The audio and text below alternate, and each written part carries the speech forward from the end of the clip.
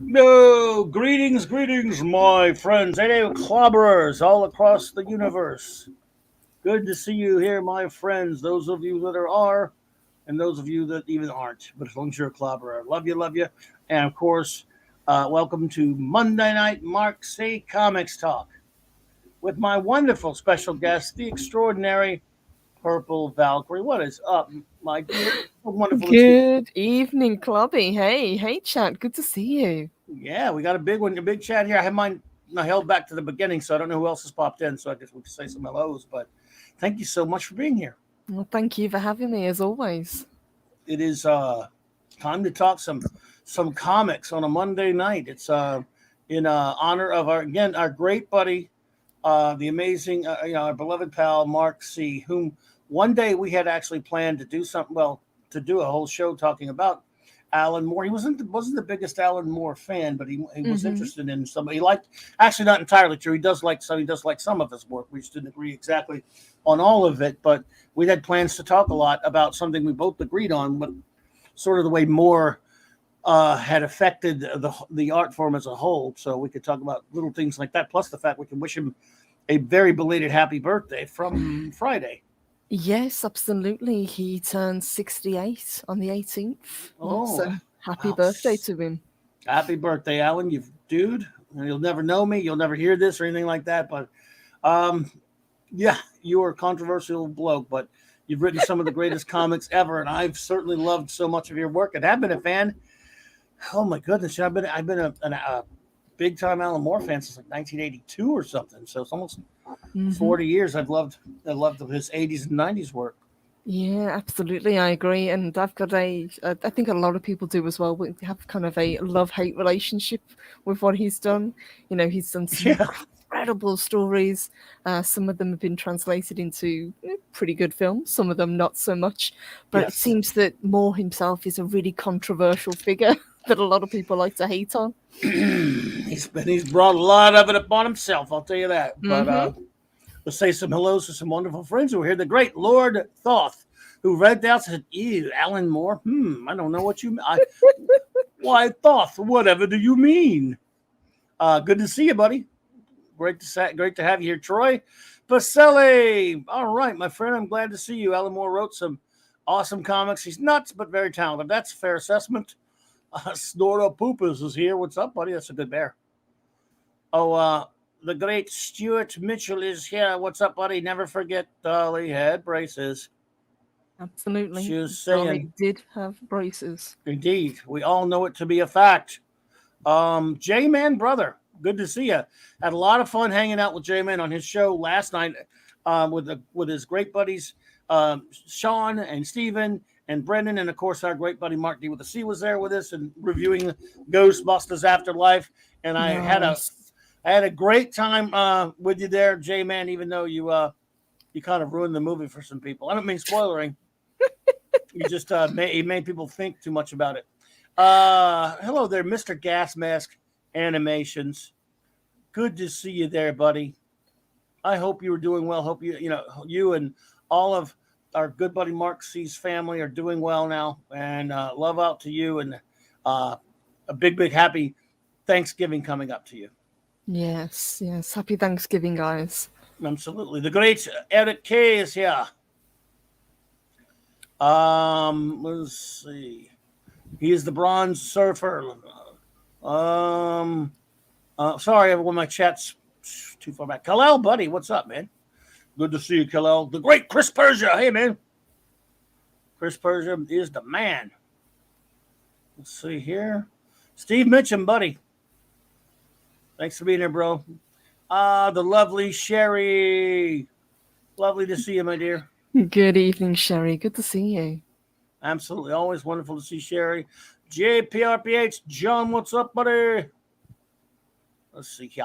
Let me see up in here. We almost got him on. I'd like to say so, a few our hellos. Yes, M indeed. Thank you all for putting that in there. Um,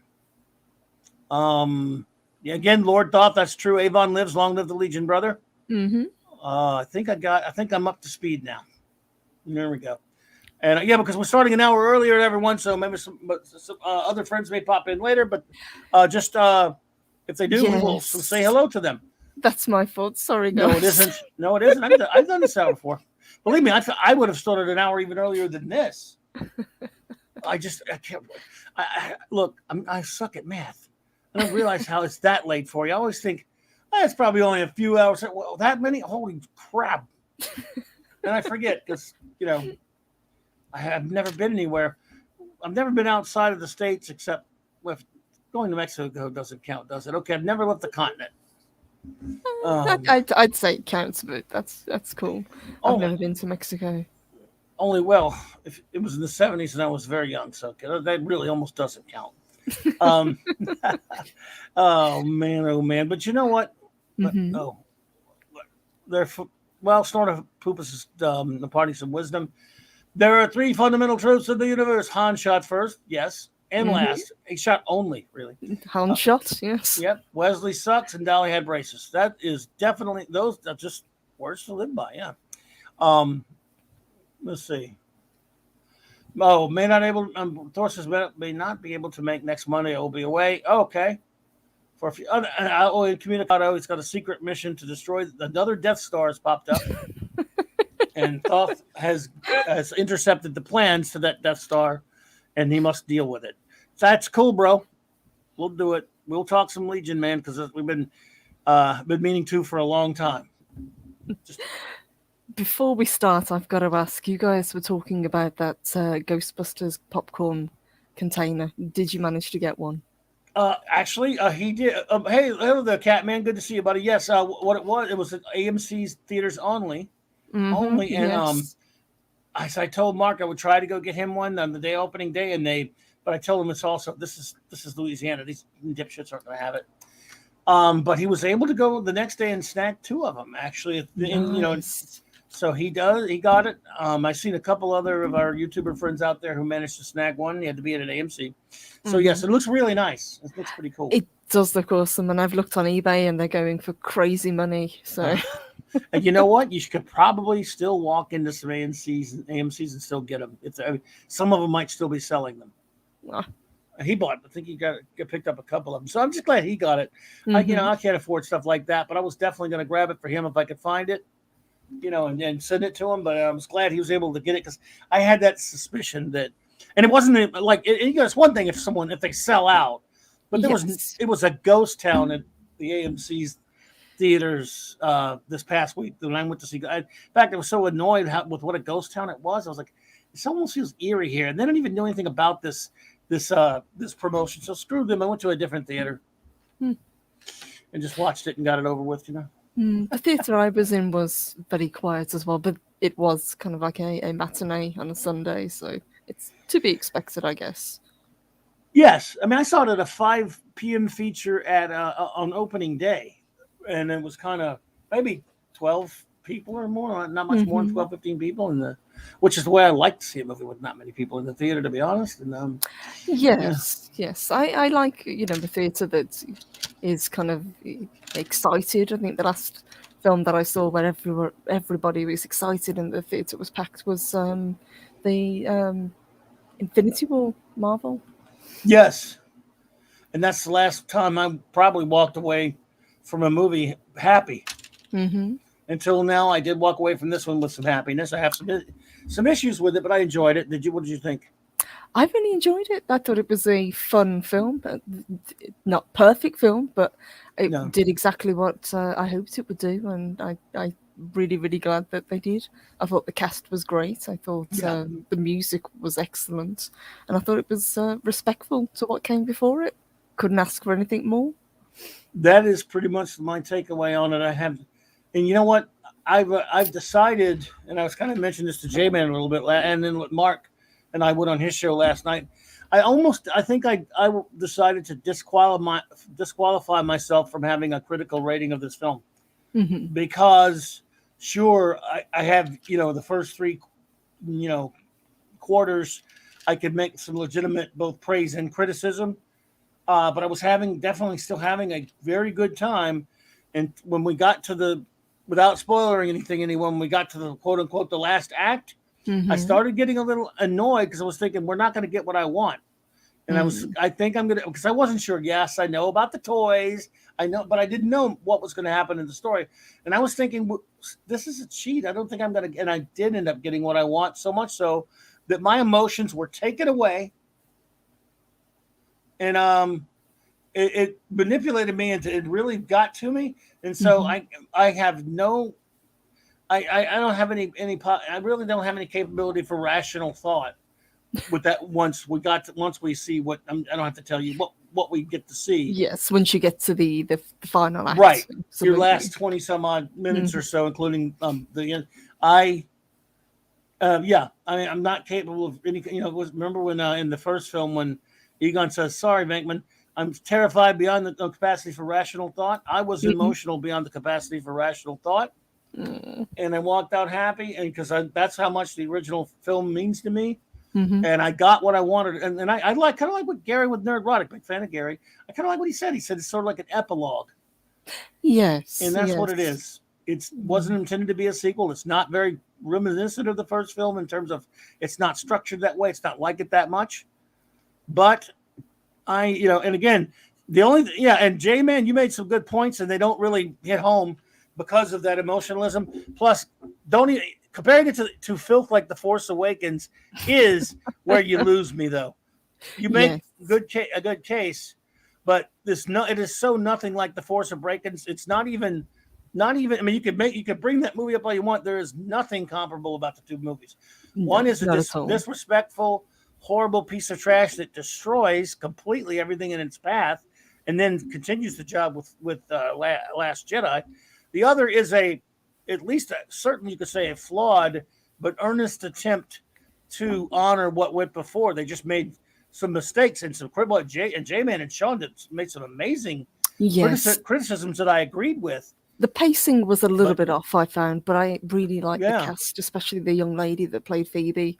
I thought she played an excellent role. She was really good.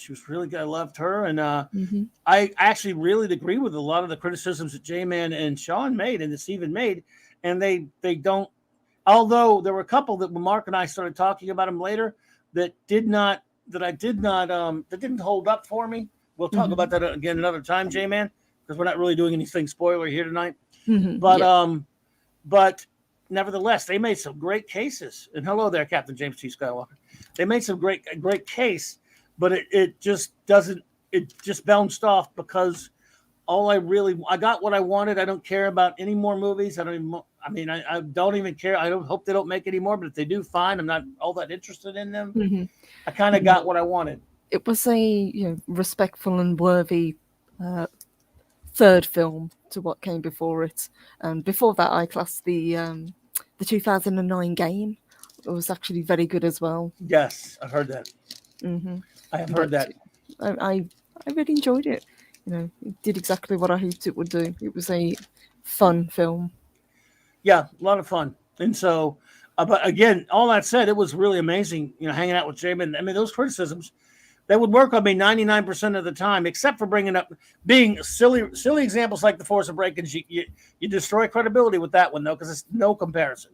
However, those guys were amazing. Sean and Steven and J-Man, with some of the stuff they brought up. It's just this is the only time it would have blown right into me. This is the only time that it bounced off because of my emotions. And I've got to admit, I have enjoyed seeing the critics lose their mind over this. They did everything they could to bury this film. Oh, they hate. And there's another thing. Even if you don't like the movie much, you got to love how it's affecting the idiots who are butthurt about what happened in 2016. Yes. Kal-El says, "Did you tweet anything before you went to see the movie?" No, sir, I did not. No, I tweeted yesterday after I came back and just did a very brief tweet just saying really enjoyed the film. And yesterday was actually the birthday of the late Harold Ramis. He would have been 77 yesterday. Oh, okay, wow. I don't think I did. No, no. Oh, I mean, well, if you're talking about like what happened with me with the Turtles on Facebook, I did check in and didn't get in trouble like I got in trouble for what I did with the Turtles. You know about that, right? With Facebook, what happened to me? No, what happened? When I went to go suffer through Eternals, you know, do you all over there have the when you go to the theater, the film, you have the check-in app on Facebook? You probably don't use Facebook. I don't think you use it. Right? I don't use Facebook. No, I used to a long time ago, but I deleted the account. I got you. Well, there's this thing. I use it, and I use it to promote the show and stuff like that, and I use it to keep in contact. Oh, that's what he's referring to. Okay. I use that to keep in contact with a lot of people. So, you know, it's just something I have. And there's this thing called check-in on there where you could do a status, and it'll let you check. Like if you're at the film, you can say, I'm at the Cinemark. I'm watching. You can fill in, you know, click the thing, and it'll tell everyone that you're watching some whatever movie, right? And you can write a little comment. And I've done that for years when I would go see a movie just to have fun with my friends. Like I'm going to see so-and-so, and I would make some kind of wisecrack or what have you. You know, just a little fun. And people would say stuff like, oh, you're watching that? Oh, damn it, I want to go see that. How was it? Or sometimes they say, why are you watching that? What the hell's wrong with you? That kind of stuff. Goofing around. All I wrote for Eternals was, let's say I wrote, I'm not proud, but here I am, and I'm not hopeful either, ... About it. That's it. That's all I wrote. Next day I go looking for it to see if anyone, you know, after the movie, for the first time ever, no one's commenting on it. That's weird. They always give me some crap about it. Then the next day I'm looking for it. Then when, you know, Sean and you know, J-Man and Nick and Mark were all doing my review show of the movie. And I went to look at something on my phone, and it says, you have been struck. It gave me a warning, like you could be thrown off of Facebook because this is considered some kind of, I don't know what's considered hate speech. I don't know what it was. Clobberin, I got a warning. Are you being a radical? I suppose I was being radical. I did. Maybe I used the word proud. Everyone's speculating about pride. I don't know. A few days later, my friend Claudia did the same thing. He just listened. He put something. He was watching the movie, made a wisecrack, pretty innocuous, and he got the same warning. Like, what the hell? Wow, they're really sensitive about this film, aren't they? And it is. Well, they can keep their sensitivity. It is bombing big time. I haven't seen it, but then I haven't seen Shang-Chi either. In the end, I didn't bother. Yeah, you shouldn't. You shouldn't if you value your time. I would not recommend it. But so anyway, but this one, it's got up and down. Some like it, some don't. I think the biggest takeaway from it is even someone who doesn't like it is at least not saying this is not 2016 horrible or anything. Yes. And this is what I find refreshing about this film, Purple, is that you liked Shang-Chi? You like Shang-Chi there, J-Man? Oh, man, I'm going to have to pick on you. No, just kidding. But like even like anyone, usually the criticisms are just about the substance of the film. And since it's not woking at all, we're having conversations about the content. Yes. Yeah, Shang-Chi, well, I really did not like it. But just kidding, J-Man, by the way. But see, there's the thing. People who aren't liking it much, it's nothing to do with anything other than the content of the film. And that's refreshing one way or the other, whether you liked it or you didn't. Yes, yeah, you're not talking, politics or anything. All people are talking about is whether or not it was a worthy film. And we've got this criticism now, which is completely bizarre to me, where people are saying it's too much fan service, as if giving people what they want is a bad thing. It's very odd. Yeah, fan service. But again, if it gives them their political service, they're fine. So yeah, it was. I don't know. That is always kind of a strange thing when people complain about fan service. If a movie's entertaining but has some fan service in there, what the hell? Fans of why not throw the fans a bone if you're doing it well? It's well done. That's all I care about. It was this film. It had a lot of heart. Like you say, it wasn't perfect, but it was enjoyable and it was honest. I think they really went out of their way to pay homage to what came before it, and it was done respectfully. Absolutely. Oh, Chris Burger says, I do have to hand it to you for creating the perfect name for Marvel's trash, Eternals. That couldn't have been just me. Someone had to. There's no way I came up with that first. I refuse to believe it. It's so obvious. But thank you, Chris. Yeah, it's so obvious. Zax, you Hulk villain, you. Good to see you, my friend. But you know what? Again, Oh, you're muted, Clobby. I muted Zax. How did you do that? How did you mute me, Zax? You have some kind of. You are a Hulk villain. No, I did it. I didn't think I did, but I did it. Wow, that was classic boomer stuff right there. Seriously, because I just moved my mouse and boom, it just. At least didn't kick you out of the studio. I've done that before. That's happened. Mm-hmm. Oh, you've. Oh my God! Let's see. Well, it's their own fault for putting the leave studio button next to the share button. Yes. What were they thinking? Oh, but Captain Jason Scott says, before I go do laundry, yes, do that laundry, young man. What's wrong with you? I want to say I love Alan Moore's last Superman story. Whatever happened to the Man of Tomorrow is a masterpiece in my opinion. Mm-hmm. And fairly soon, I'm hoping that my buddy Max von Priestley and I, we've talked about it. We're going to be reviewing that soon.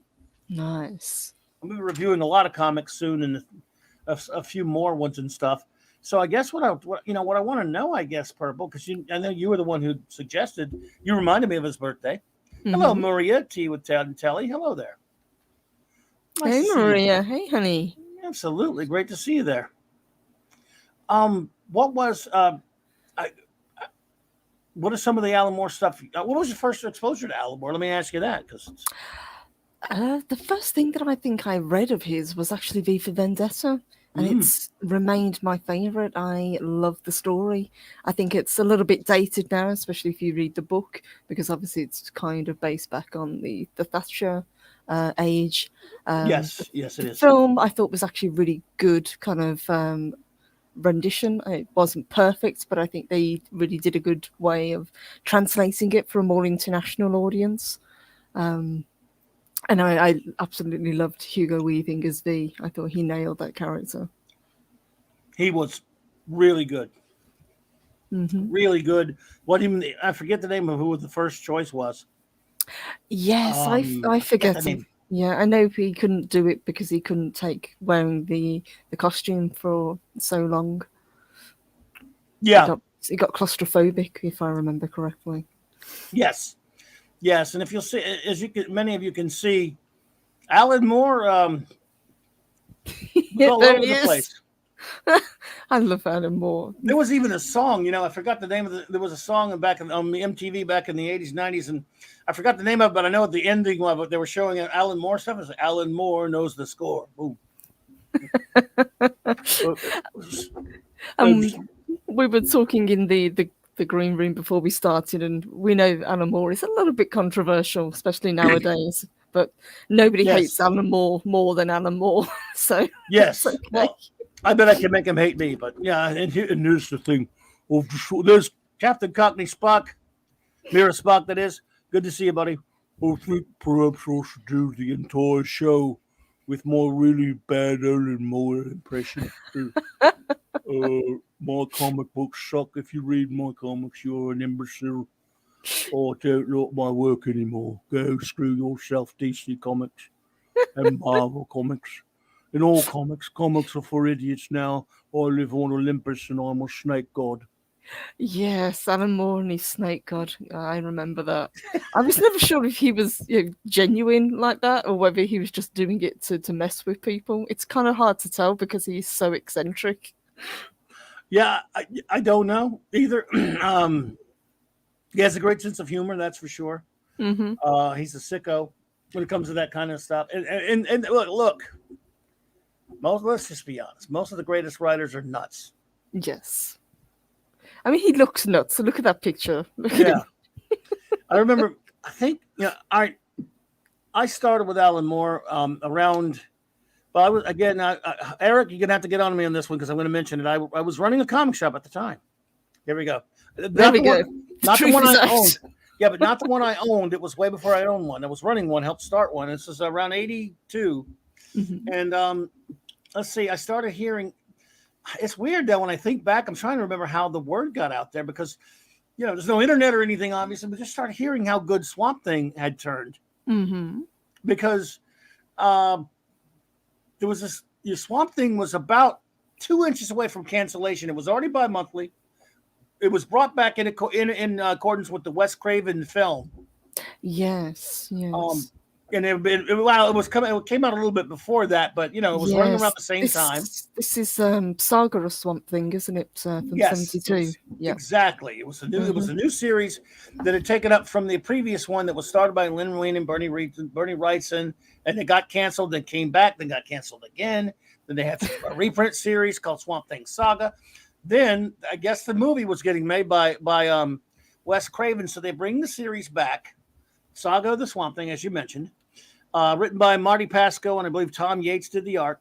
And it was I bought it because it was Swamp Thing, and I bought it for a while, and just really never. I mean, I look back and I kind of like that Tom Yates art. It's weird, but I didn't really get super into it. And I think the Swamp Thing Annual was an adaptation of the movie, but I kind of just lost interest in buying the comic, so I dumped it. I wasn't buying it anymore, and it was bi-monthly, if I remember right. It was about to be canceled, and all of a sudden, this you keep hearing these stories about some British guy started writing it, and this is 2 or 3 issues in, I guess, and everyone was just raving. He wrote one story called Loose Ends, which was just kind of tying up what was going on with the Pasco run, I believe, and then wrote an issue called The Anatomy Lesson, and it had already been out like a month or two when I heard about it. And I went and dug it up. I think I still had it at the shop. And I read Loose Ends, and I'm like, But then I read Anatomy Lessons. I'm like, oh, my God. And for those who don't know, Alan Moore at the time had been writing for 2000 AD, across the pond, from me anyway, not from you, and Warrior magazine. In 2000 AD, he was writing things and wrote things like The Ballad of Halo Jones, DR and Quench, Alan Moore's Shocking Futures and Twisted Times, Skiz, and he wrote another one. Oh, good Lord. And there was another one. Why am I forgetting one of my anyway, he wrote those. For Warrior, he wrote things. Well, for a while, even before that, for Marvel UK, he'd written for Daredevil's magazine, which was not Daredevil, it was Daredevils. Daredevil was in it, but also was a Captain Britain back up in there. He'd written Marvel Man, V for Vendetta, just amazing stuff. Yes, yeah, he really did very well. I think his early stuff is definitely his best work. Oh, no question about it. Although there's things he did in the 90s I thought that were great too, but the 80s. So what happened was he got himself discovered by DC, and he said early on, he said, I was used to doing 8-page stories. Then he started having to do 20-something page stories, and it kind of changed a little bit. So he was really, at that time, he was only doing Swamp Thing on the regular basis, and he was doing short stories and the backups of things like Omega Men. He did a Vigilante 2-parter. He did a Green Arrow backup and Detective. He was doing these odds and ends type backup stories. He did a couple of short stories for Tales of the Green Lantern Corps that were a couple of the greatest comics I've ever read in my life. Still to this day. His stories he did for Tales of the Green Lantern Corps were brilliant. Yes, he had a knack of taking characters that were on the way out, I think it's fair to say, especially something like Swamp Thing, and really kind of revitalizing them. It was a talent of his. Oh, J-Man, take it easy, buddy. It was that also, but it was also he liked to take the obscure characters. Do you think that's because he could kind of take it in his own direction? Because nobody was really reading them at the time, so he had more like freedom to do with them whatever he wanted. Oh, absolutely. And I think he once said, there are no bad characters, there are only bad writers. And that resonated with me. He was talking about, he was just giving all kinds of examples once in a while in an interview about if you take a certain character and look at them in a different way than everyone else. Now, again, it's very deconstructionist. What he was doing was even more deconstructionist than what Frank Miller was doing at the time. And he believed that, he was big on the deconstructionism. There's no question about it. So much so that it changed comics. Some would argue not for the better. He and Frank Miller, but still, it was undeniable. This brilliant take he would have on these characters was just fascinating, especially when you're me, when you were a 18, 19, 20-year-old kid reading. You've been reading comics all your life, but you're reading this new take, this ingenious writing of a character that is supposed to be just a silly fantasy character. Yes. I've got to ask, obviously, the rumor is out there that you had a comic book shop, and I'm guessing it was around the late 80s that you had it. Now, Batman the Killing Joke came out in 88. How big was that for you? That comic came out the very first week I opened my shop. I'd already run one many years, and then moved out of town to do something else. And then it came back, and I thought I ordered fairly heavily on it. But we knew there were two things. It was Alan Moore that was going to sell it. Mm-hmm. It was Batman that was going to sell it. Yes. Actually, three things. Brian Boland art pretty great too. Yeah, the art really is very good in it. And Brian Boland at that time had the reputation that he'd earned by being the slowest damn artist who ever lived. And he took a 12-issue maxi series called Camelot 3000. He took about 5-6 years to get it done, something like that. So he, after Killing Joke, he almost never did interiors again, but he did interiors on this. Beautiful art, a beautiful format. It was in a prestige format. Very slick. And I had to limit quantities because it was gigantic. Everyone had to get their hand on a copy. People wanted to buy 5 and 10 copies. And I was telling them, no, I want my customers who want to read this. I want people who want to read this to get a copy. So I was limiting quantities, pissing people off all over town. I just remember the cover, that iconic shot of the Joker with the camera. It really kind of grabs the eye. It's when you see that, that's one of the simplest but scariest covers you'll ever see of the Joker. And the reason he's saying the word smile on the cover. And what's scary about it, because you've seen a lot of other, like a lot of this modern trash from Screw 52 on up that DC does. I've seen a lot of shock value covers with the Joker. Mm-hmm. A lot of covers where his face is ripped off. He's doing something horrible to Batgirl on one of the covers, if you've seen that one. Yes, I do. I know this is horrible to say, but I actually quite liked that cover. I know it was very controversial, but given the story behind it, I actually kind of liked it. Well, there you go. But that cover is not really that scary. It's just shocking. No, not until you realize what it means. But this cover is scary. It scared the crowd. Like, whoa, it's just something, because Boland is a great artist, of course, but it was just, what happens? What's happening there? Just smile. I mean, I don't know. This really, it's not my favorite version of his origin or anything, although it was pretty good. This, by the way, when you see this green colored trim, everyone, it's been reprinted, and in print for so long, it's still in print. You'll see many multiple covers. If you have it with this color, you had the first printing. In case anyone needs to know that. Mm-hmm. So I just think this is way scarier than any kind of shock value cover you're ever going to see. I mean, look at the teeth.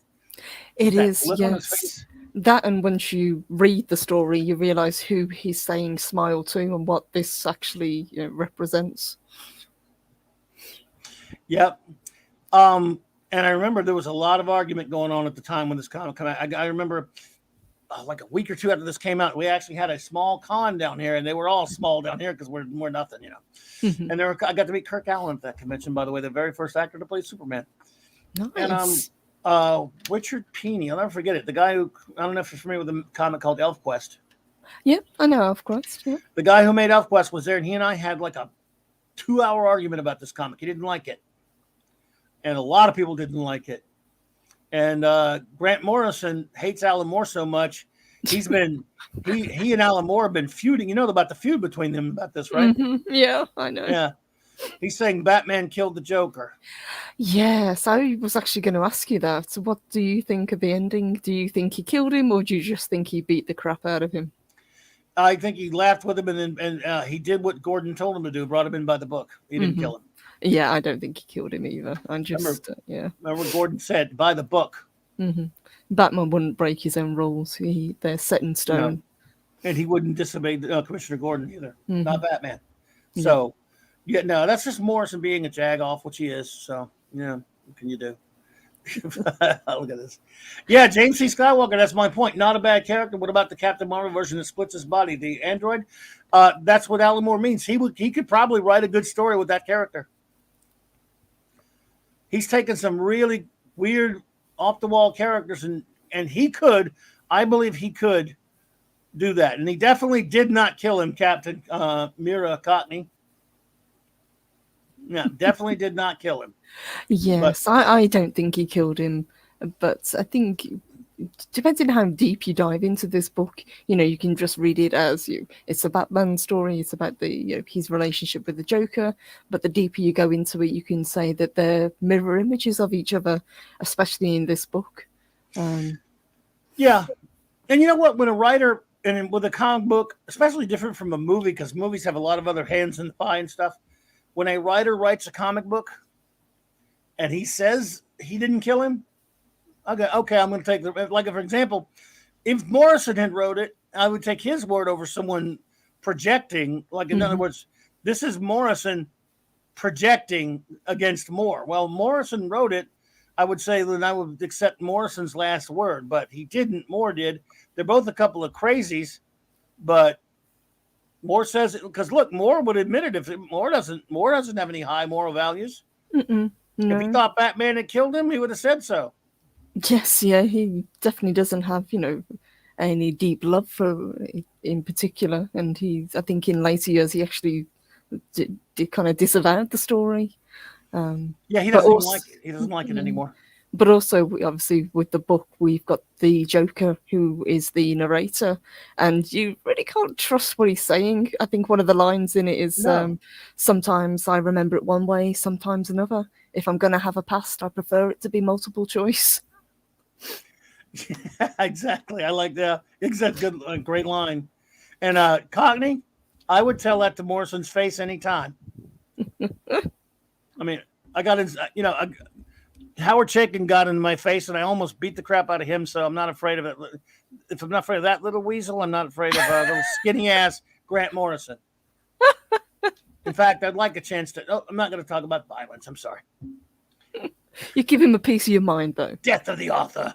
Yeah. Oh my goodness, I love Cockney. You're the man, bro. Let's see here. Even Dark Knight Returns, Batman paralyzed Joker, and yet didn't even kill the Joker. Joker kills himself pretty much now, didn't he? So, But Alan Moore and Frank Miller did kind of ruin comics, to be honest.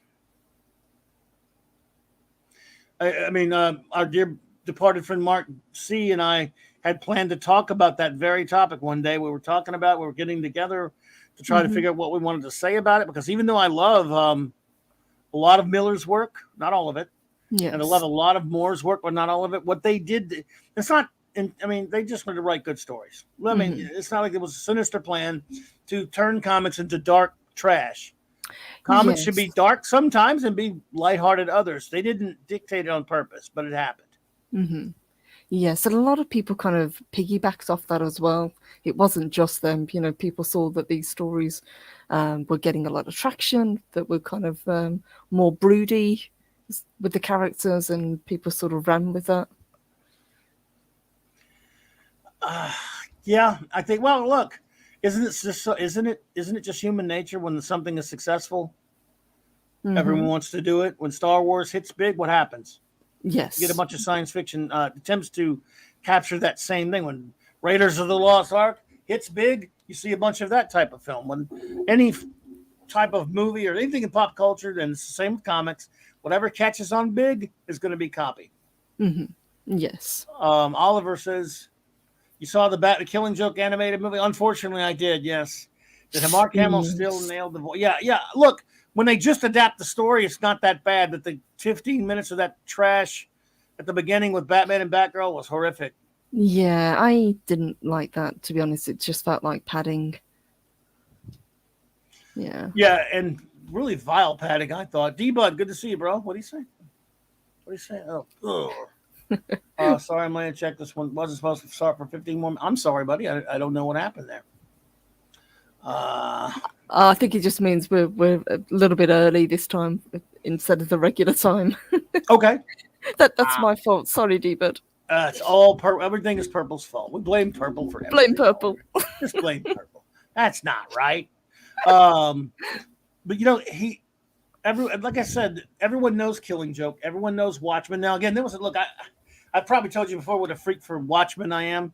Mm-hmm. The original, the comic only, that one 12-issue comic, and nothing else with the name of Watchmen on it. I was pretty sick for it. I mean, when this thing came out, 2 issues in, I was cosplaying Rorschach. I didn't even have the term cosplay back then. And I might be the first person in the world to make a Rorschach costume. Okay, that's cool. And we won the costume contest at Dallas Fantasy Fair in 1996. And this was, I kid you, this was 2 issues. This is only 2 issues in. For those who don't know, Watchmen was a monthly maxi series comic book at the time. It was, not I hate when they call them graphic novels. They're trade paperbacks. Orville Nation, my friend, with a $3 super sticker. Hey, PJ. Hey, PJ. Good to see you. Thank you, PJ. I appreciate that. It's good to see you, my friend. But I really loved the comic. I mean, at some point, Purple, I think, for maybe, and I collected there wasn't a lot of merch back then, as you can well imagine. Mm-hmm. But everything there was, I got it. Of course, I got all the different versions of the comic, the trade. They didn't have figures, except for these little pewter figures for the role-playing game. I got I got those. I still have them. I got the watch. There was a Watchman watch. Was there? I've never seen that. I have that. I'll have to pull up my pictures of that. I have what else? The button set, and of course the hardcover, and I have the European portfolio, which is bigger than the American portfolio, and is signed by Alan Moore and Dave Gibbons and John Higgins. So I do have Alan Moore's autograph. At least I have Moore's autographed on something. What did you think of Dave Gibbons' art? Because I always really liked it. I know that they had a falling out eventually, but I thought as a team they worked really well together. It's weird because when he first for my first time I ever saw Dave Gibbons' art was a year or two before Watchmen, and it was on Green Lantern. He started on Lin Wein and Dave Gibbons did a run on Green Lantern, and I thought it was kind of okay. Mm-hmm. And then later I started seeing some of his work from Doctor Who Monthly. He did some Doctor Who comics. But I wasn't that big on Gibbons, right? And I remember when Watchmen was announced and they were showing all these the stuff from it, I'm like, I don't know about this art. I think I would like to I wish it was Brian Boland doing it or something. And then I said, then it would take 20 years. So Gibbons sold. First issue I got, I was like, I fell in love with Gibbons' work on that. Now my buddy Steve Mitchell doesn't like Gibbons. But I love Gibbons. Perfect for this. I became a big fan of his through this, and the world he helped more build.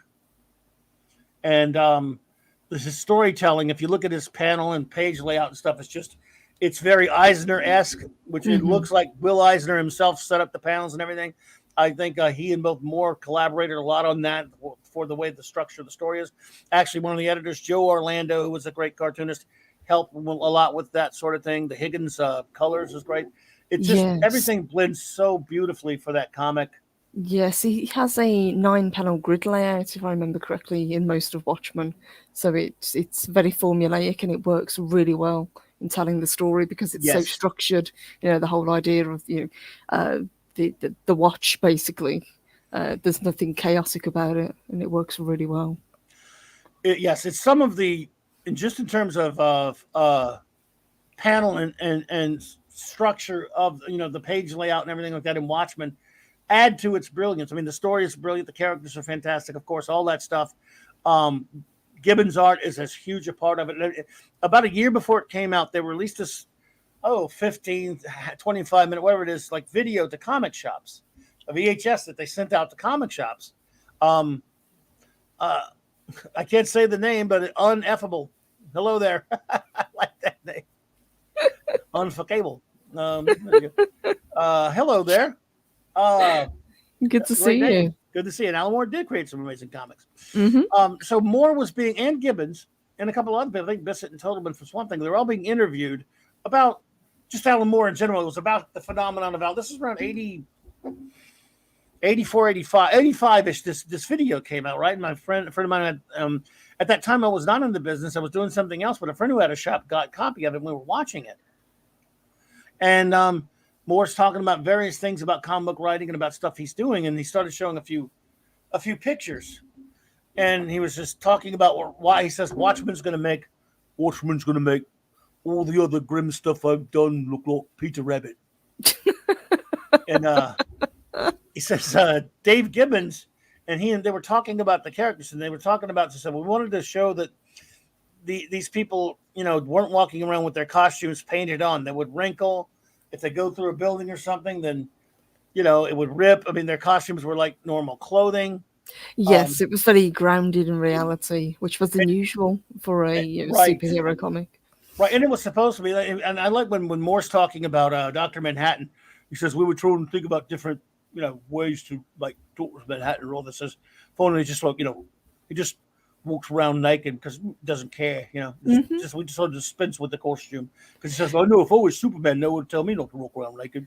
Yes, and I think, just as a side note, that's one of the first fully nude characters I ever saw in a comic book.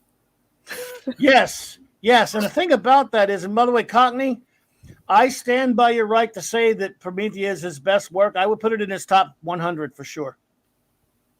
Maybe top 200. I'm just kidding. I don't like Prometheus, but I respect that you do, sir. Mm-hmm. Because you are a sick man. You are a sick man, Captain Cockney Marispock. I'm just kidding. But he is in a good way. No, yeah, he just, yeah. All right, the thing is, in the comic book, it wasn't that shocking. It's a small little comic book panel. Mm-hmm. You kind of chuckle. You go, okay. And the reasoning for it is he's just so detached from reality. The problem was, without going too far into Hack Snyder, that friggin' movie, which I liked a lot of things in it. Yes, I've got to admit, it ticks a lot of boxes and then missed a lot as well. Yeah. Well, the big blue banana scene, the big blue scene, put it like that, when you first see that in the movie. Okay, here's why I think and I'm not a prude, I think they probably shouldn't have done that in the movie, him being naked. Mm-hmm. Because for one thing, it's a movie theater. It's a 90-foot IMAX screen. Yes. It's going to make people laugh at your movie. And people were laughing when they saw a naked dude, exposed. Mm-hmm. In a comic book, you don't think about it for 2 seconds. He's nude. We get it. He doesn't care about reality. And this one, just put a G-string on him or something. Whatever, man. Just because everyone's going to laugh at you. Have him stand just so it's implied that he's fair enough. Nude, but you can't actually see it. But it takes people out of the movie. They were laughing. Yep. I laughed. I mean, I was like, holy shit. I gotta admit, I did as well. I was like, oh, they actually did that. Okay. Oh, yeah. I mean, it's just kind of, I don't know. And nothing against the actor that they played him. I thought he did a really good role. I liked him, but yeah. And the one thing that I did notice that they did do that they shouldn't have done, because they never do it in the book, is they showed the full Who Watches the Watchman up on the wall, whereas in the comic book you only ever see parts of it. In the film, you see the entire sentence. Worse than that is that they kept calling the group the Watchmen. Mm-hmm. Like, there's a scene, I remember, I admit it, I'm such a stickler for the comic. And by the way, for a year before the thing came out, Snyder was online telling us he was going to get everything right. He lied a lot, even though I like a lot of things in the movie. But he was one of the things, as soon as I hear Ozymandias call the group the Watchmen, I'm like, what? Holy shit. They're not called, there's no group called the Watchmen. That's the name of the comic, you stupid ass. What is wrong with you? They were supposed to be, they didn't even start out. The closest they had to a name for that group was the Crime Busters. Mm-hmm. But they didn't continue. So calling them the Watchmen, every time I heard him say the Watchmen in the movie, I was fingers across a chalkboard. Yes, it was. for me. It was name calling, but I really did like the cast. I've got to admit, I thought Jackie Earle Haley was brilliant Oh, as yeah. Rorschach. Jeffrey Dean Morgan as the comedian, I Yeah. thought was great, and I really like Patrick Wilson. Yes. I thought he really nailed the character. Those three are make the movie worth watching to me, especially Haley, who is just terrific. And he even, I think he filmed himself in a Rorschach costume in his house, like when he was auditioned for the role that way. And you can't get any better than this. And really, Patrick Wilson was really great as well. Yeah, because I'm a big fan of the Dan Dreberg character, Night Owl. So the casting is really great. The thing looks great. The thing has a lot of, in spite of some of the dumb slow-mo crap, they have a lot of good scenes in this movie. But then you have too, and this was before I knew how much I was going to really despise Snyder, because I thought 300 was at least a fun movie, goofy but fun movie. Yes, I really like 300. Yeah, I like it too. I have a soft spot for it.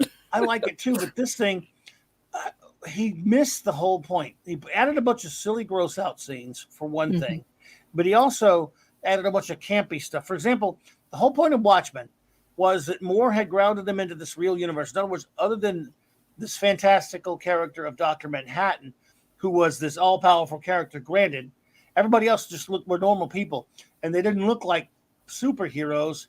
And he did that part well, made them look pretty good, although he looked a little bit too much like movie Batman, Night Owl. But they made them look fairly real. But then the whole point was he showed that he didn't understand the comic book by this scene where Rorschach gets caught. In the comic book, he falls 5 stories, busts up, breaks his leg, then he gets the living crap kicked out of him because he's still just a regular guy. In the movie, he falls 5 stories, lands on his ass, and these cops come, and then he jumps up and goes Bruce Lee on 20 cops. He's chopped Saki and a bunch of freaking cops. I'm like, I see that in the theater, but I'm just, holy shit, what the hell are you doing? That's totally not what Watchmen's about. They're not, these guys aren't Batman. Yes, they're Manhattan is like, right, they don't have that ability. And then later there are a couple of other fight scenes where they're flying around in slow motion and, like Matrixy looking fight scenes and stuff. I'm like, no. The whole point is these are people just in costumes they're not Batman. They're not Spider-Man. They're people in outfits, and it's supposed to feel real. It's supposed to feel awkward. It's not supposed to have. But of course he's an idiot. Is what he is. Hack Snyder is a moron. And I don't care who knows me calling him that. And it was a damn shame. And then he ruined the ending. I won't go into that because it gets me in trouble, but I hate the ending. But that's... Yes, I gotta admit, I didn't like the ending. I thought it definitely fell flat. Yeah. And nevertheless, the movie does look really good. It's a lot of good look stuff, and it's fun to look at. The music's great. It's got a great soundtrack. Yes. Yeah. It does. And I do admit, and again, I liked a lot of things he did in it. But anyway, I loved Watchmen so much. Getting back to Moore a little bit in the 80s, his Superman stuff, Whatever Happened to the Man of Tomorrow, of course, but also For the Man Who Has Everything. Yes. And that one, I think, is one that people forget about a lot of the time. I thought they did a very poor job of adapting it on the otherwise really great Justice League cartoon. I didn't like the way they did it, but I love the show. I just didn't like that one. And that was another one that was illustrated by Gibbons, wasn't it, if I remember correctly? It was. That is right. That's right. It was one of the first times I really started, because I just saw it before Watchmen, so I liked it. That was what made me think, maybe Gibbons is going to be okay. And that was Superman Annual number 11. Now, he wrote Superman one time before that. In order, he wrote the Jungle line, which was DC Comics Presents like 83 or 6 or whatever it was, with Swamp Thing and Superman, which was a pretty interesting story about Superman getting kryptonite sickness in the swamp. I mean, but that was a very interesting story. Then you had For the Man Who Has Everything in the Superman Annual. And then when John Byrne was about to destroy Superman with this stupid yuppie remake in 1986 that I hate and no one else does but me, it was coming time for DC to put aside the real Superman, the one I love, the Gold and Silver Bronze Age Superman. And so Alan Moore approached then legendary DC Comics editor, Superman editor Julius Schwartz, and said, this is Schwartz talking. Schwartz said, well, he came up to me and said, in this voice probably. If you don't let me write the last Superman story, I will murder you. I will kill you, or something like that. And Schwartz said, not wanting to be an accomplice to my own murder, I let him write it. Yeah, I would go with that. He wrote Whatever Happened to the Man of Tomorrow. And I love this thing he writes, this tagline he writes at the end of his opening of part 1 from, I think it was Superman number 423 or whatever. Part 1, he wrote about, kind of explaining a little bit in the opening, and it says, "This is an imaginary story," which was a tagline he used to always use in the old comics from the 50s and 60s. And then he wrote, "But then aren't they all?" Hey, what's up there, Dave? Bob, good to see you, brother. So if you haven't read Whatever Happened to the Man of Tomorrow, you gotta. It's a beautiful, it is a love letter to, in particular, Silver Age and Bronze Age Superman. Mm-hmm. Yep. Bronze Age baby indeed, Dave, Bob. I love it. I mean, I love my Silver, don't get me wrong. And that was a combination of the two. And it's just, to this day, it really gets me. Why can't we have an animated adaptation of that that's 100% faithful? I would love it. Yes, I really like it. It's been a long time since I read it, I've got to admit, but it is a fantastic story. And it's got one of the villains in who I can never pronounce the name of, but you can. Yes, it has Mr. Mixyazpidalik. That's it. I can never say that. And he has to say his name. He has to be tricked into saying his name backwards to leave for 90 days, which of course is Kill Tip Zixum. And, I can't give you a good reason why I can say it, but I can. But I love that story. Mm-hmm. And but other stories around that time that I'd mentioned. I agree with that, Phantom. I would like some more LSH in that story, but at least they were there. Let's see. He did a 2-parter called Father's Day for the Flailing series Vigilante, which was not a great comic, but that was a great story. Mm-hmm. He did a Green Arrow backup and Detective Comics. He did, like I said, if you could never track down, well, here's what you need to track down. I'll show you what you need to find. Hello there, Matthew Pounder. I'll show you. I don't know if you have this book, but let me show you a picture. Let me pull it up. Oh, no, I got it already. Why am I? Oh, sorry. Oh, wow. All right. The DC Universe Stories of Alamar. I don't know if you're familiar with this book. I've seen it. I don't own it, but I do recognize it, yes. I highly recommend this. This, of course, has those stories you and I were just talking about, plus a few others. Because he had a lot of you see the big Green Lantern planet in the background there, Mm-hmm. Mogo. Yeah. He created Mogo. He created F. Sharp Bell, a Green Lantern. Of course, he did. All these are the stories that these small. Most of them are short stories and backups. And if any of you out there can find this, you want some great 80s reading of some just brilliant short stories of comics. It's truly remarkable. Look, they even got the Killing Joke in there, I guess. I have a different cover, I think, but there are 2 covers to this. But it has all of his shorter DC stuff in the 80s. And I've been asked every now and then, did he ever do anything for Marvel? And he has. But none of the mainstream characters.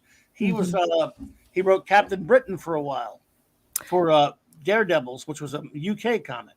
Yes, he did. Yeah. And there's a trade paperback on that, which is pretty good. And he wrote a couple of backup stories for the Marvel Star Wars Weekly, believe it or not, and even a Doctor Who weekly story. Other than that, no Marvel, except for Heroes for Hope. But go ahead. Do you think he's better at writing like the long form stories, so things like From Hell and Watchmen, or do you like his short stories? It's funny. Funny you mentioned that. Hello, Jennifer Cisco. Good to see you, my dear. Thank you for popping in. It's tough because you know how much I love Watchmen. Mm-hmm. I like the short stories better. Raquel and I kind of talk about that sometimes. She writes short stories. Obviously, we all like sagas and stuff too. I kind of seem to lean toward, like, for example, take the short story format. Take something like Batman the Animated Series. Yes. You're in and out in 22 minutes. I would almost call that a short story. That format's perfect for Batman. Most that of my works favorite, really well. All right, and yeah, there you go. The Killing Joke would be, I think, in a sense, sort of a short story. So, and some of these stories that are in this book are short stories. So, I think my favorite is of it when it comes to his body of work probably are his short stories. Mm-hmm. Yes, I would probably be inclined to agree with that. Other than V for Vendetta, I do like his Yes, short stories. I like From Hell, but I find it too bloated. There's just too much of it. yes, yeah. It goes on forever. It's soap opera, like you say. You know, it's interesting. Uh, do you remember? You know what happened to me with V for Vendetta Mm. is I started reading it in the back of Warrior magazine. Well, do you know what went on with that back in the 80s? Wasn't there a huge kind of gap Oh Jesus, between God, was there a the gap? ending? Yeah, What people happened was, kind of forgot yeah. about it until it was released as a trade. Well, what happened? Actually, what actually happened was he left to go do all this DC stuff, Watchmen, and all this stuff. Warrior collapsed, and the story was unfinished for both Miracle Man, what it was called Marvel Man, later Miracle Man over here, and V. So he went to DC many years later, and finally, before that trade paperback that everybody sees of V for Vendetta came out, they released a 10-issue comic of it, and the first 8 are reprints of the Warrior run, and the last couple are him finishing it. Those are new. And then it went into a trade. So it was years before I got to read the rest of it, and I had to go back, and all that kind of stuff, and it's great and everything. But I was like, that really aggravates you sometimes. It was, but since I love his, I don't know if you read his Miracle Man ever, Marvel Man / Miracle Man, since that was even more important to me. Oh, really? Yes, I have not, but it's always been recommended. I think mainly by you, but no, I haven't actually read it. I'm a little nutty for it. Well, I'm going to show you something right here that, for my money, folks, which granted isn't a lot, this is the single most disturbing comic book I've ever read in my life. Right here. This here. I'm not spoiling it necessarily by showing you the cover. I mean, he started as Marvel Man and Warrior, as we said. For those who don't know, Captain Marvel comics, the real Shazam Captain Marvel back in the 30s and 40s, and even, was so huge around the world, it outsold Superman a couple of times. Well, on your side of the pond, Captain Marvel was very popular. Mm-hmm. Yes, and when National Periodical Publications destroyed Fawcett pretty much with their damn lawsuits, it ended. Well, over there, I forget the name of the publisher now. It eludes me for the moment. But over there on your side, they simply said, well, that's just too big a market. So they created a character called Marvel Man, which is just a carbon copy of, the Shazam Captain Marvel, the real Captain Marvel. And he was popular for a while. A guy named Mick Angelo, I believe, wrote it. And it was pretty popular. So when Warrior came along, it had been established that, the Shazam Captain Marvel was already back in DC. So they just let Alan Moore just completely just brutalize it. It's evil. It's horrible, but it's beautiful. Not beautiful. It's ugly, but brilliant. And Marvel Man just stops on a damn cliffhanger for years. And then when it ends up in the States with Alan, at least with his writing, Eclipse gets it. And they have, naturally, as you can imagine, have to call it Miracle Man. Mm-hmm. And when the reprints had to go back and even blot out Marvel Man and put the word Miracle Man. So we finally get the conclusion, and then every once in a while, this is issue 15, right? Issue 14 came out, and the cliffhanger was like, oh my God. And it was late. 15 may have been a year and a half or so after 14. Which used to happen to a lot of comics in the 80s, especially the really good ones. You're like, oh my God, I got to wait. Marvel and DC didn't do it as much as the big companies, but even though DC did used to do it a lot. But this, of course, was Eclipse. When this came out, I'm like, oh my God. Usually I got to go back and recap. But I remember having nightmares about that last issue, so this can't be that bad. This comic, I mean this in a good way. This is one of the most disturbing comics I've ever read in my life.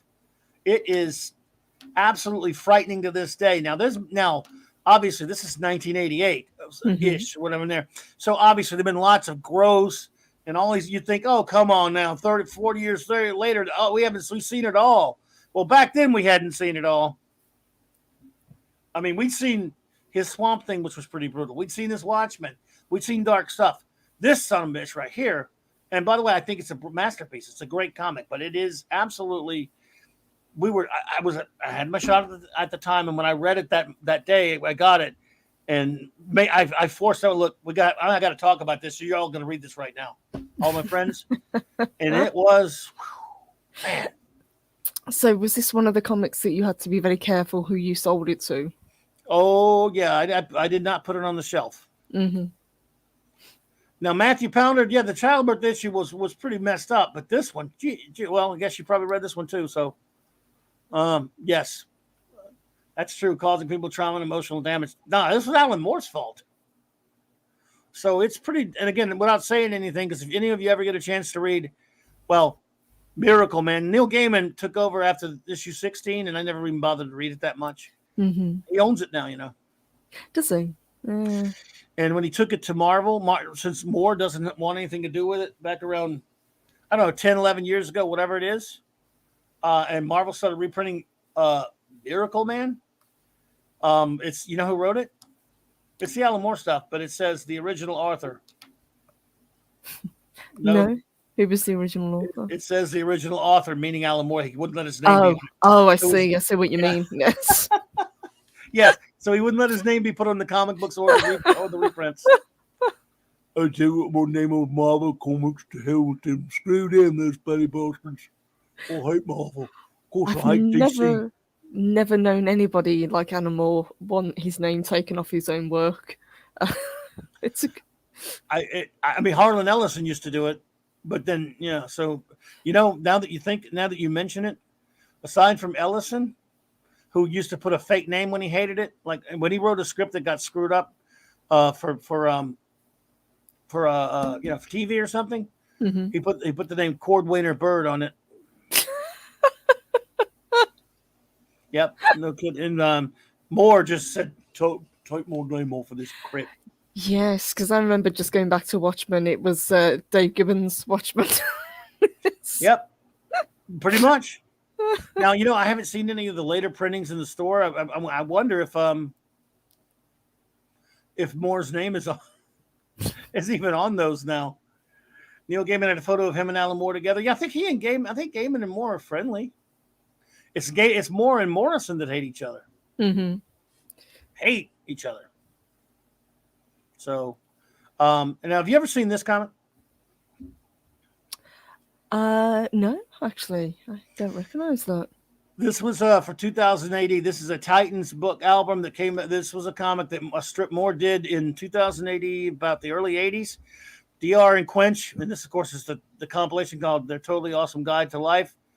DR means diminished responsibility. This is just a comedy series that if you want to just read laugh out loud, just crazy comics with sick sense of humor, science fiction fun, this is one that you want to check out right here. This, I still have my whole Alan Moore collection. Great comic. Anyone remember that one? I want to see if anyone even remembers that. I like seeing if anyone remembers this crazy stuff, So, I don't remember or recognize this one at all. Would you recommend it, though? Because I'm always on the lookout for cool stuff. If you find it cheap somewhere, have to see it in a cheap somewhere, yeah, it's funny. Also, his Shocking Futures and Twisted Times, like his little short stories he did for 2008 or AD, of course, are always fun. It's such an insane imagination, which I'm not telling you anything you don't know. He just the boy's not right. The boy's not right. But this is one of the ones. Of course, this is what we were talking about a little while ago. Whatever happened to the Man of Tomorrow? Right here. I always love this. So as it loads up, where are you at? This opening page with George Perez inking Kurt Swan says, "This is an imaginary story, but aren't they all?" Yeah, this is just a wow. God, the story. Yep, I'm gonna reread it and review it soon. Nice. Yeah. Let's see what someone's saying in the chat. They're see if anyone has read that. What about? Let me ask you this. Yep, from 2008. Have you ever read the Ballad of Halo Jones? Yes, but not for a very long time. It's been a while. Same here. It's been since probably since the 80s. I still have the Titan albums, but I do remember, it's one of those things you haven't read it in a long time, but you remember you really liked it and just don't know Yes. why. You just know that was a Yeah, good it's stuff. That was good it's stuff. worth a reread, definitely. Didn't that, again, long time, so memory might be playing tricks. That seemed like the kind of thing that would make for a good movie. That a lot of people, because it was a fun idea, and she was a great character. I mean, he started this character. She was just this silly little girl in a shopping mall in the first one, and she ends up going. I mean, it goes through all the stages of her life. It's very intense. It's very dense, and she ends up becoming this great warrior and stuff. Yes, it goes right from, like you say, being a teenager up to old age. It's and that's kind of unusual for a character, because usually we don't see them age. Other than probably the best example would be Judge Dredd, who does age in real time. But I really liked it, I've got to admit. She starts off as, I think she's about 18 or so, as you say, and we get kind of the story of her life as the book goes on. That's why they call it the Ballad of Hazel Jones. I mean, again, and at that time, it was a 2000 AD magazine, which was like a little newsprint thing. I used to have tons and tons of that thing. I used to get them because obviously they were only on sale on your side of the pond, but I came across a guy before they were on sale over here who had like hundreds of them, and I bought them off of him in the early 80s. So such a Judge Dredd freak. Yes, I was going to ask you how popular 2000 AD was. I mean, obviously over here it's much, much bigger and you can find it quite easily, but I would imagine it's harder to find. Well, it was for a while, but that DR and Quinch book I just showed you, that's what we call a Titan album. So we were getting 2000 AD stuff like Judge Dredd stuff, but we were getting them in those albums. They were black and white Titan albums.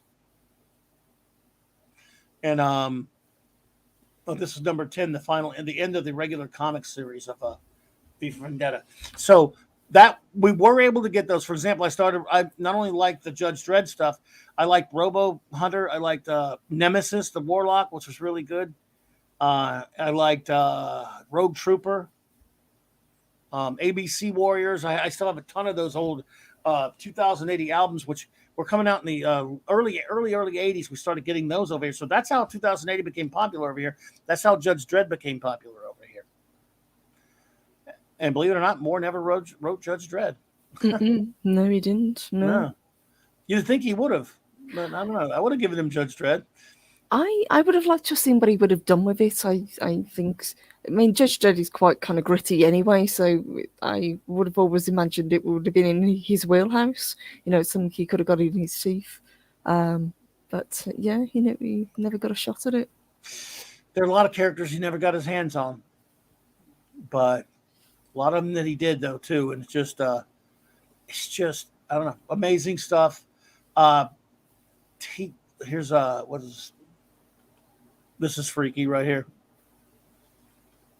Always say that, and it takes the picture to like an hour to load. It's really annoying. That's that story right there. Oh, don't talk about my stories. I always love that he looks like Rasputin. He does. Always cracks me up. Oh, he does indeed. Well, Jennifer, I'll tell you this: if you want to read that's a good thing. There are so many you want to read, but that means there's a whole universe of them out there for you to discover. And there are even some. It's kind of funny. All the ones I've read, and there's still plenty that, for one reason or another, I didn't read, or maybe I read it like 40 years ago, which is pretty much the equivalent of not ever reading it. Really, if you think about it, like, wow, I can read that and it will feel new. So, a lot of great stuff. But yes, I have Skiz as well. I do have the Skiz albums. Go ahead. It was E.T. It was his take on E.T. But it was his take on E.T. Yeah, I was going to ask. Obviously, you're a fan. Yeah, I've been for a long time. Is this somebody you would like to meet? Would you like to, get to talk to him? Because I would. I know he's eccentric, but everything I've heard, he's actually kind of down to earth, talking to the fans. Yeah, I think, again, you never know, but that's what I hear as well. In other words, even if he doesn't if he's grumpy about his work or whatever, I think if you meet him, I don't know, it seems like what I've heard, he's been a nice guy. In other words, he's personable. I mean, I don't know. I mean, if you corner him and act like if you nag him about something, I don't know if he's going to respond to it very well. Yes, but I hear he's nice. So let's hope. I just like that he's a real character. You don't really get that anymore. He's No. unapologetic about who he is, and it always made me laugh. And whenever one of his works gets made into a film, it always kind of resurfaces how much he hates it and how much he disavows his work being tampered with. But you know what's weird about that to me is that on the one hand, he says, I don't give a crap about it. But again, in fact, as a matter of fact, I'm fairly sure. I think I believe him when he says he never watched the Watchmen movie. Yeah, I don't think he watched it. I think after League of Extraordinary Gentlemen, it kind of killed it for him. Not that I can really blame him, because wasn't a great adaptation. I don't know if he watched V. I don't know if he watched V.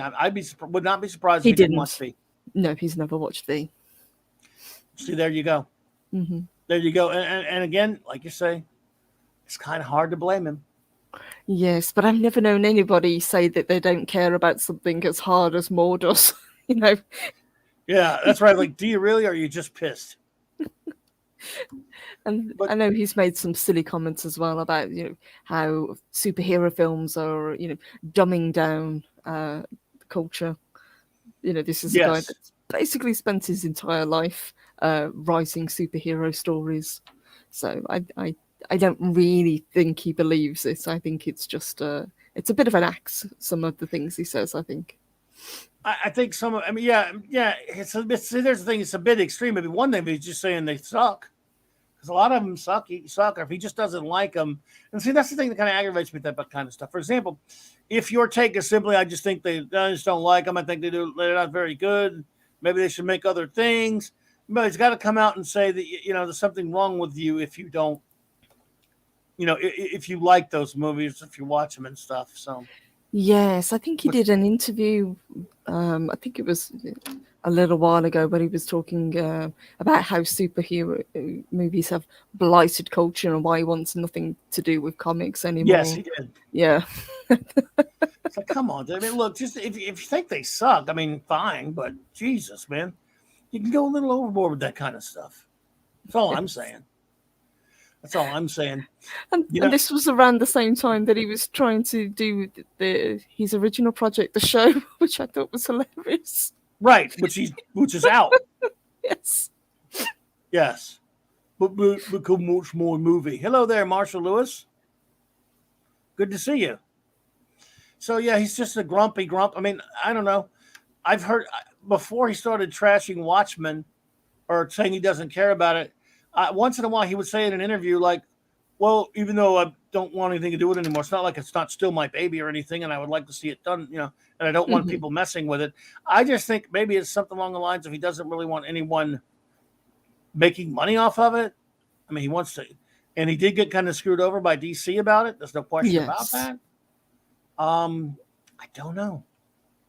I'm not sure what I think about his attitudes toward this sort of thing, but one of the things is I think it is bitterness because he was, for example, this is one of the story he did in this Tales of the Green Lantern Corps is brilliant.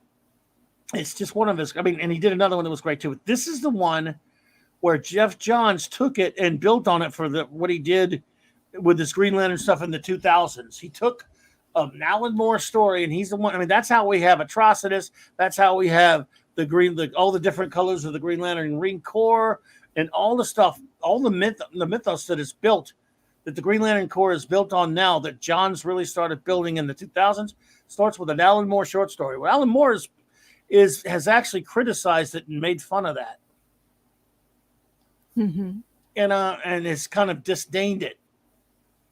And somehow he doesn't like that they took one little story he did and built all of that Green Lantern lore off of it. Well. Yeah, why not? That happens in comics. Yeah, because that's how characters evolve, and would you prefer that it just died? It's a strange way to look at it. Yeah, it is, but that's the way he looks at it. He thinks there's something wrong. I don't know. I mean, look, one of the things he said in this interview in '85 that I was telling you about that did make a lot. I mean, I learned a lot from him back when he was saying very interesting things, whether it's that video or his Comics Journal interviews and stuff. When he would talk about writing, he talked about how he did think it was, it was a very incestuous art form in the sense that people writing comics at the time that, when he was just getting in were, they'd read comics when they were a kid. Now they're writing and they're producing comics to be like the ones they read as a kid. When he said you shouldn't do that, and he made a good point. He said you should be, read a lot of other things way outside the comics mainstream. Get your, listen to music, look at art, read stories that have nothing to do with comics. Draw your inspirations from a lot of other sources, which is what he did, rather than just the comics you read as a kid. The thing was, you could still spot his sources. There were a lot of times he would write something that would go that if you read that book, it wasn't a comic, but he's still referencing it pretty good in a couple of instances that I won't go into because it will be spoilery about a certain story. Yes, but there are a couple of stories of his I love that I know what they were taken from. Do you think also it's a case that he's quite bitter towards the comic industry? I think he hasn't really been treated the fairest. I mean, I know partly I think that's because of who he is and his personality and the way he disavows things all the time. But I think comics wouldn't be what they are today without Alan Moore. Absolutely that. But he doesn't really. I don't know. He doesn't really respect it. He doesn't respect what they do. He doesn't respect the medium. Yep. Absolutely. No, well, the medium. I mean, he's still doing some comics now, so he does. He just really. I think there's some truth to the fact that when he says he just doesn't care about the superhero genre anymore, which is what launched him, or it's not entirely what launched him, but his career started in a superhero universe, really, pretty much. As far as launching him into stardom, it was Swamp Thing that launched him into stardom. It's not a superhero comic book, but it's a horror comic within a superhero universe. And then he went writing a couple of those stories that we were talking about earlier that I was showing you pictures from, like all these different types of DC characters. And that's what, and that's the sort of thing that launched him into stardom. And then, but so he delved into he did a lot of superhero stuff. So superheroes are what launched him. And I think almost like he resents it. And again, but to be fair, he's also kind of branched out. We're not going to touch too much on it because it is, a controversial one, but he has done things like Lost Girls, for example. Yeah. Yep. And so that's the one. That was the only thing he did back then that I wouldn't buy. I bought it all, even if I didn't really care for it. I put his name on it, which he would probably call me a lot of names for, to be honest. But it was the mainstream stuff that put him in the spotlight. It was, yes. That allows him to do the crazy stuff he wants to do. I saw he wrote a book called Jerusalem. I think that's what it's called. Yes. That was in 2016, I think. Well, there you go.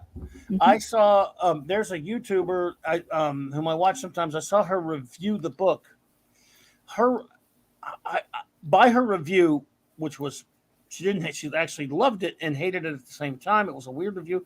Her video on the book is is fascinating and entertaining. It makes me know that I really don't want to read it. But the point being is that he gets to do things like that and be on that new film that he's in and stuff because of Watchmen and Batman: The Killing Joke and all these other things. Is what launched him into superstardom. Yes.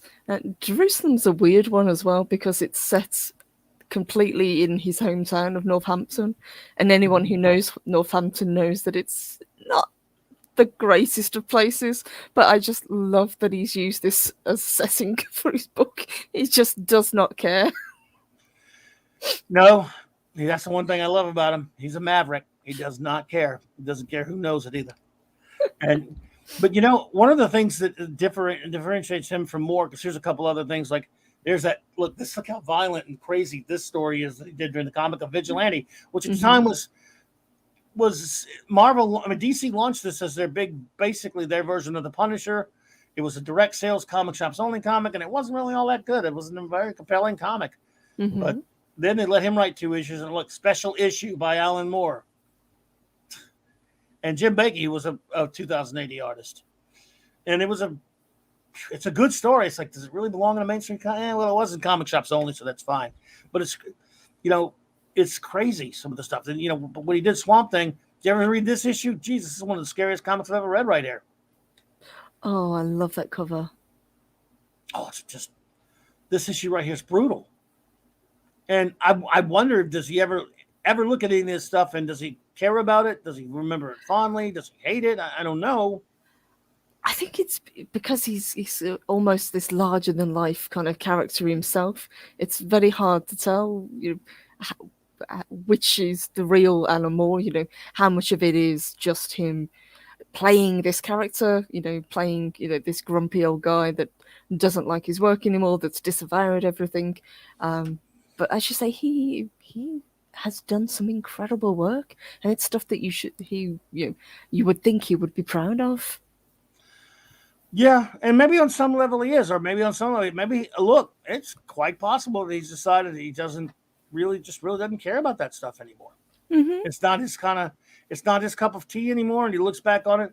I guess, don't we have a lot of things in our life when we look back at ourselves many years ago that we did, and we're like, what the hell, who was I? Who am I? Yeah. I'm not the same person now.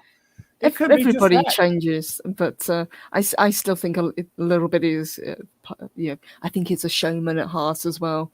When I think back to when he said that he was worshipping a snake god, I think he just did that, just to mess with people. Yeah, it could be. Yeah, I think it is. And he did. Again, for me, some of his most brilliant work is some stuff that no one ever is ever going to see, probably. That is so off the wall. For example, this was a benefit book for the Comics Journal was having a legal defense issue, a problem with being sued by Michael Fleischer, the writer Michael Fleischer, and they needed, they did a benefit comic, and Alan Moore wrote. I can't even describe how. Some of my probably top 10 all-time single stories ever comics. It's called In Pictopia. This story is a masterpiece. And it's simply, all I'll say is Pictopia is the comic book landscape world. That's a Mandrake type character. And it's about life. And this is 1985. 1985. It predicts everything that happens to comics that has happened in the past 40 years. It's like he was writing it as if it was happening then. The degeneracy of comics that he himself was part of, with a lot of his deconstruction. This comic nails it. This little, almost 8-9 pages. I can't remember exactly now. It's a masterpiece with a really amazing art by Donald Simpson. I used to do a comic called Megaton Man, but it's brilliant. It's brutal, and wow. It was pretty much a tearjerker, actually, in the sense that it was terrifying. It was everything in just a few short pages. You ever want to see just a small sliver of the brilliance of Alan Moore and how amazing he could tear you to pieces in a short story with characters that are sort of knockoffs of ones you know of, but aren't exactly those characters? It's in Pictopia. And no one could ever find it, because that comic, I don't think it's ever been reprinted. It's in that little comic. But if you can find it online somewhere, read that goddamn comic. It is, it's messed up. See, this is the sort of thing I would have thought they'd do, like a collected volume of all these, more obscure work. That would be awesome to have. Well, yeah, this, I don't know who that, Fantagraphics probably has the rights to this one. But like I said, you have that collected volume of all of his DC work there. But that one, yeah, I don't know. You're right, though. A collective volume with some of his more obscure work. But the thing is, most of his work is owned by different companies and stuff like that. He just gave that to him as part of a benefit book. So it's crazy. It's just, some of the stories this guy's written are just, they stay with me, and they stay with me forever because they're so brilliant. And the thing is, not too long after Watchmen, I think, I'm fairly sure he started to, in fact, no, I know for a fact he said it. He was starting to lament what he and Miller were doing to comics. So much so, I don't know if you're ever familiar with this comic that I'm about to mention now, but he did an apology comic, an actual apology comic for making comic books too dark with Watchmen. Did he? And it was called 1963. Huh. This comic came out, and again, this will never be reprinted, and he didn't finish it. It was 6 issues, and it was supposed to be an annual. Along with, he did it for Image. It's kind of a crappy picture. It's fun on the picture.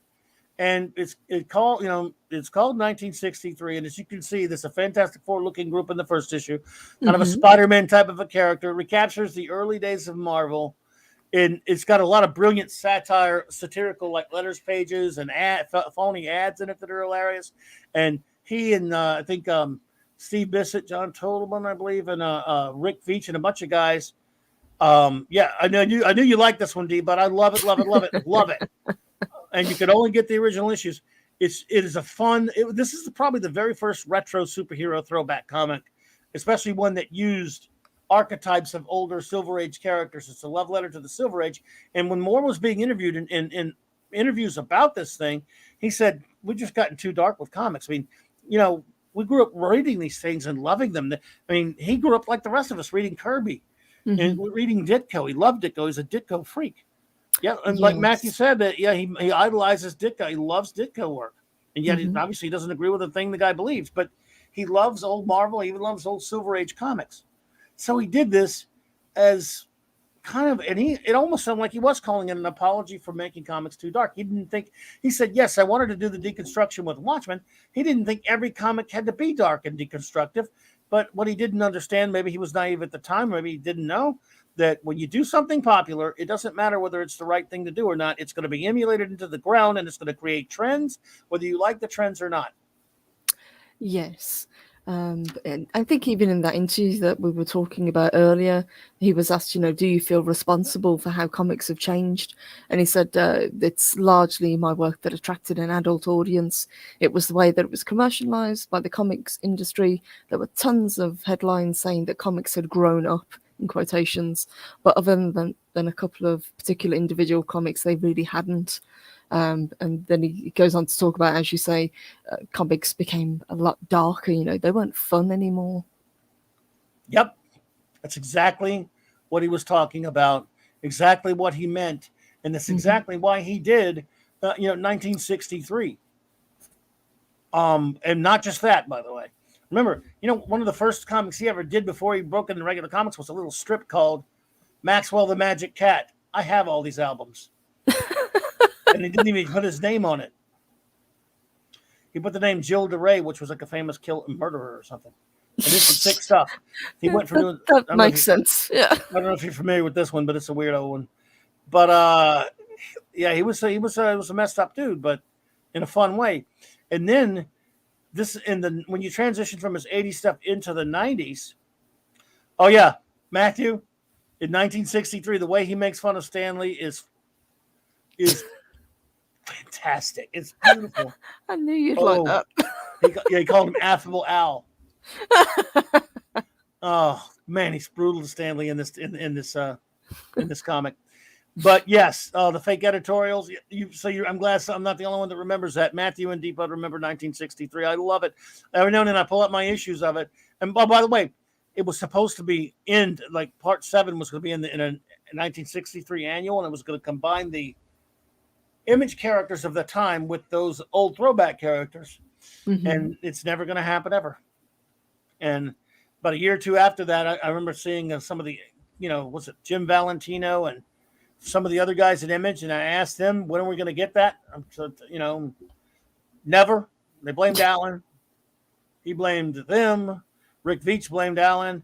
And now it's never going to happen, and it still bums me out to this day. And there will never be a trade paperback either.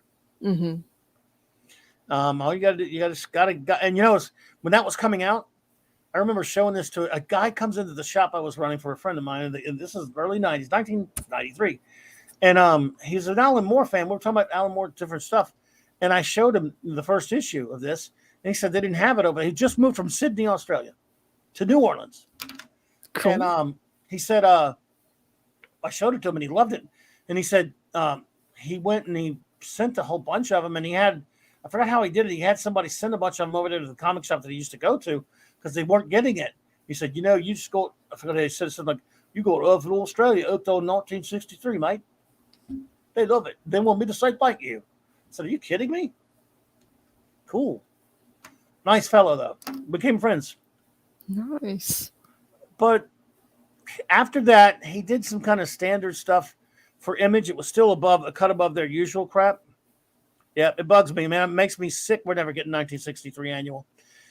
But he did something else for Superman that I'll always love him for. And I don't know if you're familiar with this.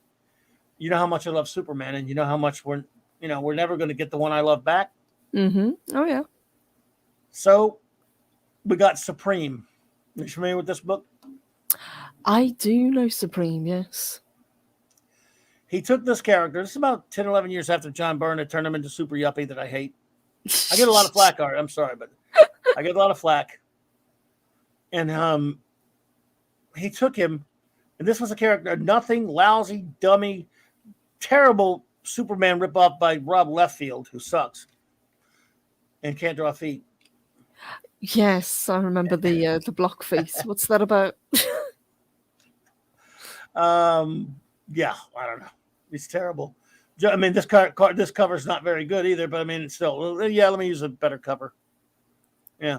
So what he did here, and he did it for many years, he gave me my Superman back. He just had a different name. He was called Supreme. And it was so good. It was a love letter to Silver Age and Bronze Age Superman, but with his brilliant kind of spin and take on it. It was similar to 1963, and yet it was just, he did so much more with it than that. So at least if we weren't going to get 1963, we got Supreme. Yes, and he even kind of had the female, which was Suprema, and he even had the super dog based on Crypto, which was Radar. Yeah. Yep. And he had the Supremacy, that dimension where all these various versions of Supreme. Oh man, for years we just loved that. It was like having my Superman back, the Superman that I loved that had been taken away from me by DC Comics and John Byrne. Like I said, I love whatever happened to the Man of Tomorrow, because if you're going to have to end, at least end it beautifully. But I didn't want, I wanted it back. I got my Superman back for a good while with Supreme. The art wasn't always the greatest, but the stories were just and he fabulous. Got the Eisner Award for Best Writer, didn't he, for this, if I remember correctly? A number of times. And one of my favorite issues he did, if you look at that, look who's on the cover. He went to this place. He went to a place called New Jack City was the name of the story, where he went to a Kirby type universe. The guy was, what the imagination of Alan Moore, for a guy who now doesn't care about superheroes. If you read some of his superhero stuff, especially the stuff like this, which is love letters to the fun and the imagination of the Kirbys and people like that. Yes, talking Alan Moore, Tiger Stripes. Yes, this is one of my favorite things Alan Moore did, because it was him not being too. Look, I love Watchmen, I love Swamp Thing, I love V, I love Miracle Man, but this was him taking out all of the excessive, ugliness from it and just letting his imagination run wild. Yes, he showed that he could be dark. Purified it. Yeah, right. It could be a 12-year-old. He could be a 25-year-old. He could do it both. I loved that he took this from Liefeld, mainly. I think you can quote him as saying that it wasn't very good. That's the only reason he took it, because he could completely redo the character, and that was the condition that he asked. I'm going to take this character, take him right back to the beginning, and rewrite him. Yeah, and who's going to argue with Alan Moore? They're going to go, Alan Moore wants to take my character? Go for it, dude. You could, hey, man, knock yourself out. If Alan Moore wanted to take the character I created, and yeah, it was brilliant. And yet, he also did a wonderful character. I don't know if you're familiar with Tom Strong. No, not familiar with Tom Strong. Tom Strong is basically Alan Moore's version of, I'm a big fan of Doc Savage. La Man of Bronze. This is when he went to ABC Comics towards the late 90s. And what decade was which, Tiger Stripes? Supreme was the 90s, and so was this. Yeah, I think Supreme started 92, if I remember correctly. Around there. It Well, yeah, probably for the left field stuff, but Moore didn't do it Mm-hmm. till like around 95-ish or something. Yes, yeah, that's when he took over. Yeah, it was something like that. And but Tom Strong again, for a guy for a guy who now doesn't like all the silly kid stuff, he took silly kid stuff and added an amazing sense of wonder and fun, and yet a brilliant sense of just imagination and innovation, the likes of which was rarely seen. Now, our good buddy Mark C, who didn't like he didn't like Watchmen that much. He didn't like some of Moore's stuff. This was his favorite. He loved Tom Strong, Mm-hmm. and I loved it too. And again, this was a comic that was just pure fun. For ABC Comics, get a couple of other ones too. Like for our buddy Captain Mirakatni Spock, he loves Promethea. Mm-hmm. Now, I respect Promethea, to be honest with you, but you talk about disturbing. I don't know if you're familiar with Promethea. It's been recommended to me. I haven't read it. Yes. Well, I would not unrecommend it to you for sure. Because if you want, something that is really, really, it's creative. It's, like some find it way too messed up for them. But if you kind of like a little of that, hey, you never know. It's dark. It's also imaginative.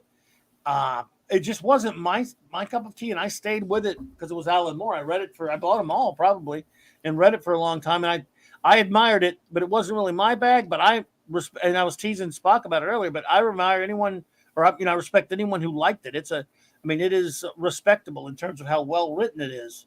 Mm-hmm. It's just, so I would never tell anyone not to read it.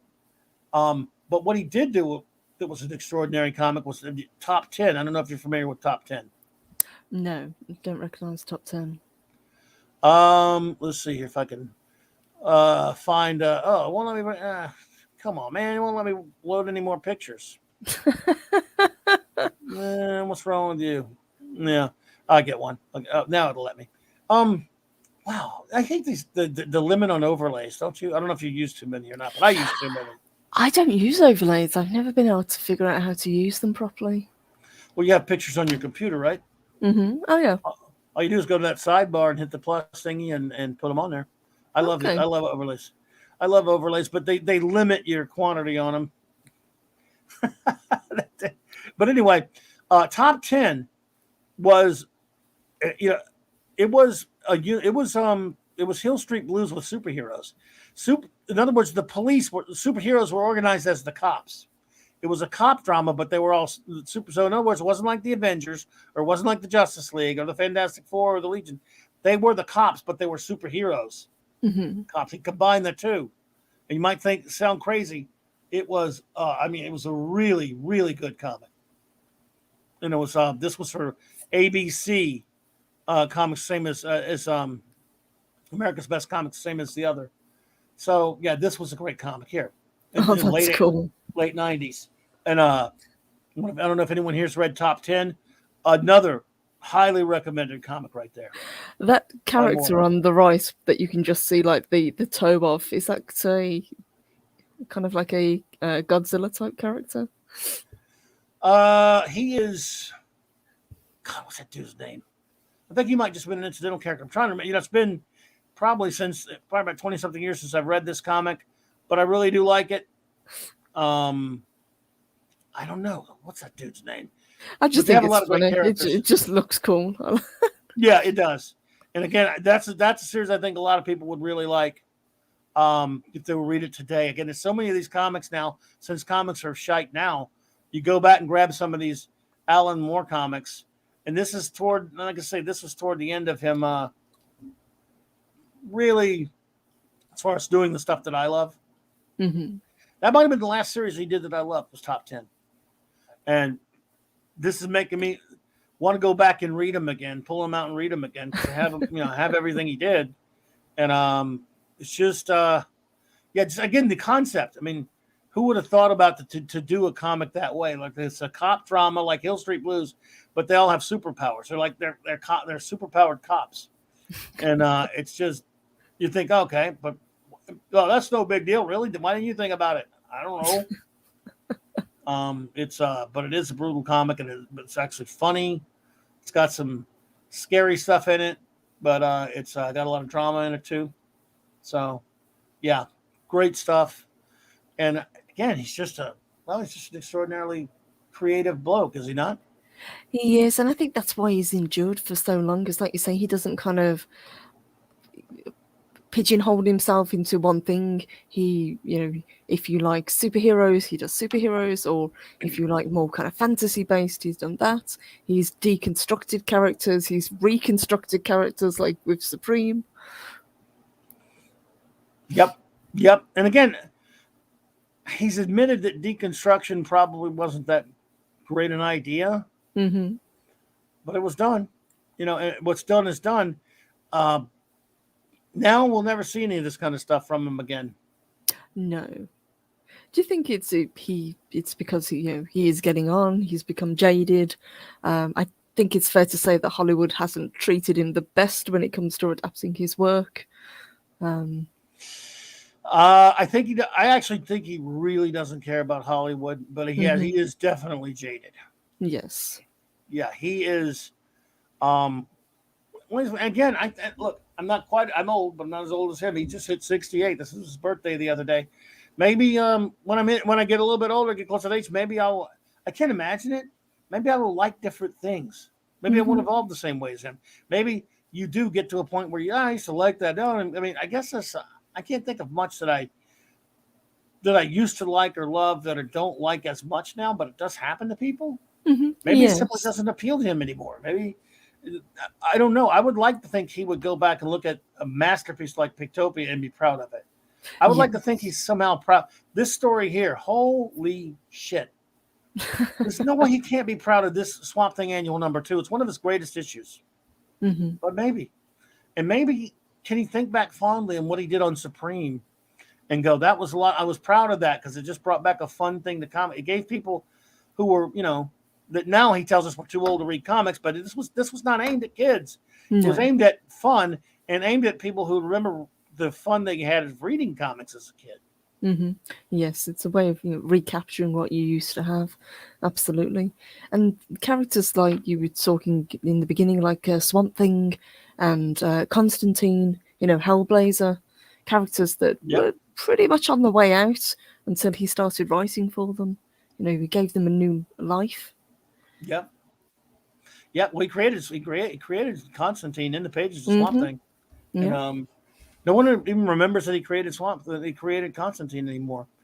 But yeah, he had a passion for these characters at that point. He I don't know. He once said that you could do anything with any character, like I say, but he also believed that you should be able to, have fun with these characters. This was the first time he ever wrote a Superman or Swamp Thing right here, for example. And this story it's unconventional. And it's brooding. Al Williamson did the inks on it. It's kind of a weird looking story for a Superman story. You wouldn't expect to see Superman in a story like this. And it wasn't so much that it was fun, but it was just imaginative. And I don't know if you ever read this one's called The Jungle Line. It's really good. I haven't. No, I'm not I know it sounds awful. I'm not the biggest Superman fan. Batman was always my go-to character. No, I got you. It's in that book I was telling you about. Oliver says, Bobby, I read a 4-part miniseries by Alan Moore in 1970 called Voodoo. Yeah, I remember Voodoo, and she took place in New Orleans. Dancing in the Dark. It's a short story of Wildcats. Yes, true. Voodoo and Vacation in New Orleans. Alan pulled it off so well. That was pretty good. That I haven't read it. I don't know. Man, I haven't read that since it came out. Wow. If it had his name on it, though, I was buying it. And that was actually a pretty good comic, though.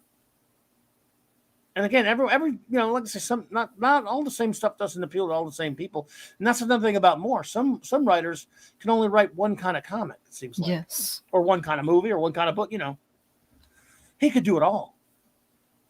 Oh, yes. If you look at, his body of work, there is really something for everybody. You might hate the Watchmen. I don't know how you could, but there are people out there that do.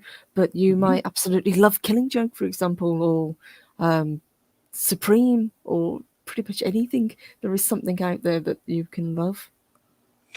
Well, our good buddy Mark C., who this show is named after, did not like Watchmen. He was not a Watchmen fan, but he loved Tom Strong. So, absolutely, what you're saying, absolutely, that is absolutely the case. You just can't really so not everything appeals to everyone, the same. And here's a little Warrior magazine. This is V before anyone knew what V was. Yes. I think I still have every issue of this. Oh, that's cool. I know our boy Captain Cotton Spock had it. He loves Warrior magazine. So yeah, this is there's Laser Eraser press button. Wow. Big Ben, the man with no time for crime.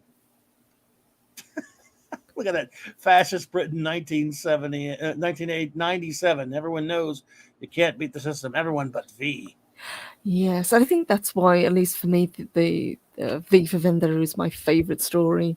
It's very much in the vein of 1984. It's that kind of dystopian story. But I rewatched it recently, obviously because it was the 5th of November, and it still holds up. It's a great film and an even better book. I need to rewatch it again. You know how long it's been since I've watched that? Oh my God. I can't even remember how long. So that means it's been too long. And, I think I heard you mention that you rewatched it. Mm-hmm. And that day I went to turn it on. I'm not kidding. I turned it on. It was on I was being lazy and it was on a stream. I was flipping through stuff to watch and I turned it on. And then something happened. I didn't get a chance to watch it. So you know what? I'm going to go watch that soon. And there's so many great Alan Moore comics, everyone. If you haven't read any Alan Moore stuff, or at least for a long time, or you've read some of it but not all of it, it's very difficult. Listen, Matthew Pounder. Small Killing was okay, certainly. It was a crazy, it was kind of off the wall. I do have it. Other than Lost Girls, I bought every single Alan Moore comic ever made up until 2002 or 3. So, and I have still have them all. I have Lost Girls. You have that one? Yeah, I know it's controversial, but no, that's cool. No, it's pretty cool. It was different, and that's what I like in books. I like something that's different. Let me ask you, Clobby, if there's people out there who have never read his work, where would you recommend that they start? Well, what's always interesting to me about when people say, could you recommend this, that? I got to know a person first. I mean, I got to know a little bit. I have to get a little background on somebody. And I tell you why. Like if someone says, hey, what's a good movie I should watch? And I don't know them. Mm-hmm. I might go, well, I can name you things I like, but I don't know what, you're attracted to as far as the movie's concerned. Now, yes. If I know you, like you, for example, I know if I think because I have talked to you a bit, I might know something. I bet Purple might like this because I know you. We've had conversations. But if I don't know you, I go, so I don't know, what kind of stuff do you like, and I'll let you know. So I always ask that qualifying why you recommend question. Astro City. Yeah, I go, well, I'm just insane about Astro City, but a lot of people aren't into superhero stuff. Mm-hmm. That's a good point you bring that up, because if I think you don't really like superheroes that much, like my boy Captain Spock, keep mentioning him, he doesn't really like superhero stuff. So I wouldn't really recommend the superhero stuff to him necessarily. If you like you were saying, you're not a Superman fan, you're a Batman fan, but if you're not like adverse to it, I might go try that anyway, because you said you have read Whatever Happened. So I've read quite a bit of it. I just always lean towards Batman as a preference. That was all. I got you. But see, there's the thing. In other words, so you're not adverse to a superhero story. So this book here would be perfect for you. If you were somebody that says, what Alan Moore stuff should I read? And I don't really like superhero stuff. But if you like science fiction, fantasy or stuff, I'd direct you towards Tom Strong. For example, if you like some darker superhero stuff, you got to go get his Miracle Man run. Yes. I know you would recommend it, and I would too, his V for Vendetta. Oh, yes. But if you want the obscure stuff, again, if you can find In Pictopia, good Lord, find that one. If you ever do, talk to me. Because, Carlos and I would just...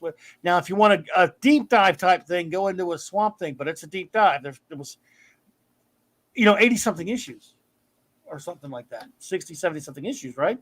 Mm-hmm. So, but if you want to just start out small and you haven't read some of his more obscure DC stuff, go after this book. There are 2 covers. This is the Bolin one. There's another one with a different cover, but it's called the DC Universe, or DC Universe, The Stories of Alan Moore. Mm-hmm. Phantom Outsider said that Fantagraphics is selling Pictopia for $20. Oh, really? a little way back. Yeah, The one story. Sure. Wow. Okay. I did not know that. Wow. Wow. that's pretty Wow. cool. Cool. I'm glad it's still out there somewhere. Because it's very obscure, but I love it. Let's see here. But yes, I would say I would ask some qualifying questions. In other words, if you really just don't care for superhero stuff, yeah, I don't know how this one would play for you. You might still like it because it's got a lot of off the wall stories. It's not just superhero stuff. But if you are open to it, there's some great stories in here. Again, you got the one you and I talked about a lot. You've got Whatever Happened to Man of Tomorrow. You've got For the Man Who Has Everything. You've got The Jungle Line. You've got Killing Joke. I would say that this is a really good kind of across the board look at Moore's work. Yes, other than he's more kind of either historical based or he's more kind of fantasy based work that he's done. Right. Now, if you're someone who wants some of the really eclectic stuff that he did before that, like if you like a little science fiction kind of off the wall sort of fantasy romp, you might want to consider Halo Jones. Halo Jones is great. Jerusalem. That's a book. That's a novel, right? Yeah. Yep. But here, this is book 3 of the Titan albums, The Ballad of Halo Jones. Again, good stuff. Hello there, Courtney. Good to see you, my friend. So yeah, it depends on what you're into. He's got, and this kind of interesting. Now that you mentioned that, Purple, there's a little bit of Alan Moore for everybody, right? I think so. Yeah. And I think it's like you were saying earlier, because he didn't, focus solely on telling one type of story, he kind of branched out and he told the stories that he wanted to tell and the characters that he wanted to use. And I think that's why he's lasted as long as he has and why he's considered, an icon when it comes to comics. He's one of the greatest writers for comics in the English language. Absolutely. And I remember talking about this the other night. I don't know if you've ever seen what one of his scripts look like that he gives to the artists. I haven't. For let's take, for example, a 22 or 23 page story. He's been known to turn in 100 to 200 page scripts. Oh my gosh. And how do you think the artist feels about that? Also, if you like just really nutty off the wall stuff from his early days. Also, I don't know if anyone knows about these. Also a Titan album. I love Alan Moore's Twisted Times. There's also I love that cover. Oh yeah, it's an O'Neill cover. Yeah, isn't that great? That is hello awesome. there, Jeffrey Wilkinson. Hey, Jeffrey. Also, there's Shocking Futures that he did as well. I have both of those, and they're just nuts. And this is again the early '80s. This is what caught a lot of people's attention. These stories are just, and like I think I already showed you DR and Quench. So, yeah, if you want, he's got it all. He's got the really just absurdist stuff. There was also a book called Dalgota he did in the '80s that a lot of people really liked. He did, which was about a talking dog. He's done some crazy stuff. He did a crazy series in the ABC line with Top Gun and Top Gun. Let's be Top 10 and and Tom Strong called Comics and Stories with Jack B. Quick and the Gray Shirt, stuff like that. I mean, it's just so much stuff. But by the way, here's what the other cover looks like in case any of you wonder for that DC compilation of Alan Moore stories. That's the one I have. It's a Gibbons cover. That's pretty cool. I think I like the other one, but this is cool as well. Yeah. I do like that he's in the background there. Yeah, I like this cover, but I would looking crazy as ever. I want the other cover too now, just because it's Gibbons. I really like Dave Gibbons' work. Yeah, like I said, he doesn't. We really didn't do a lot after Watchmen. You'd be hard pressed to name any series he did after Watchmen, other than Martha Washington, that he drew for Frank Miller. Maybe he made a ton on Watchmen and just quit. Yeah, maybe he was I don't just know. burned out working with Alan Moore. Yes. Maybe it was. Oh yeah, here's Shocking Futures. Oh, cool. Oh, That's that's a fun funny. comic.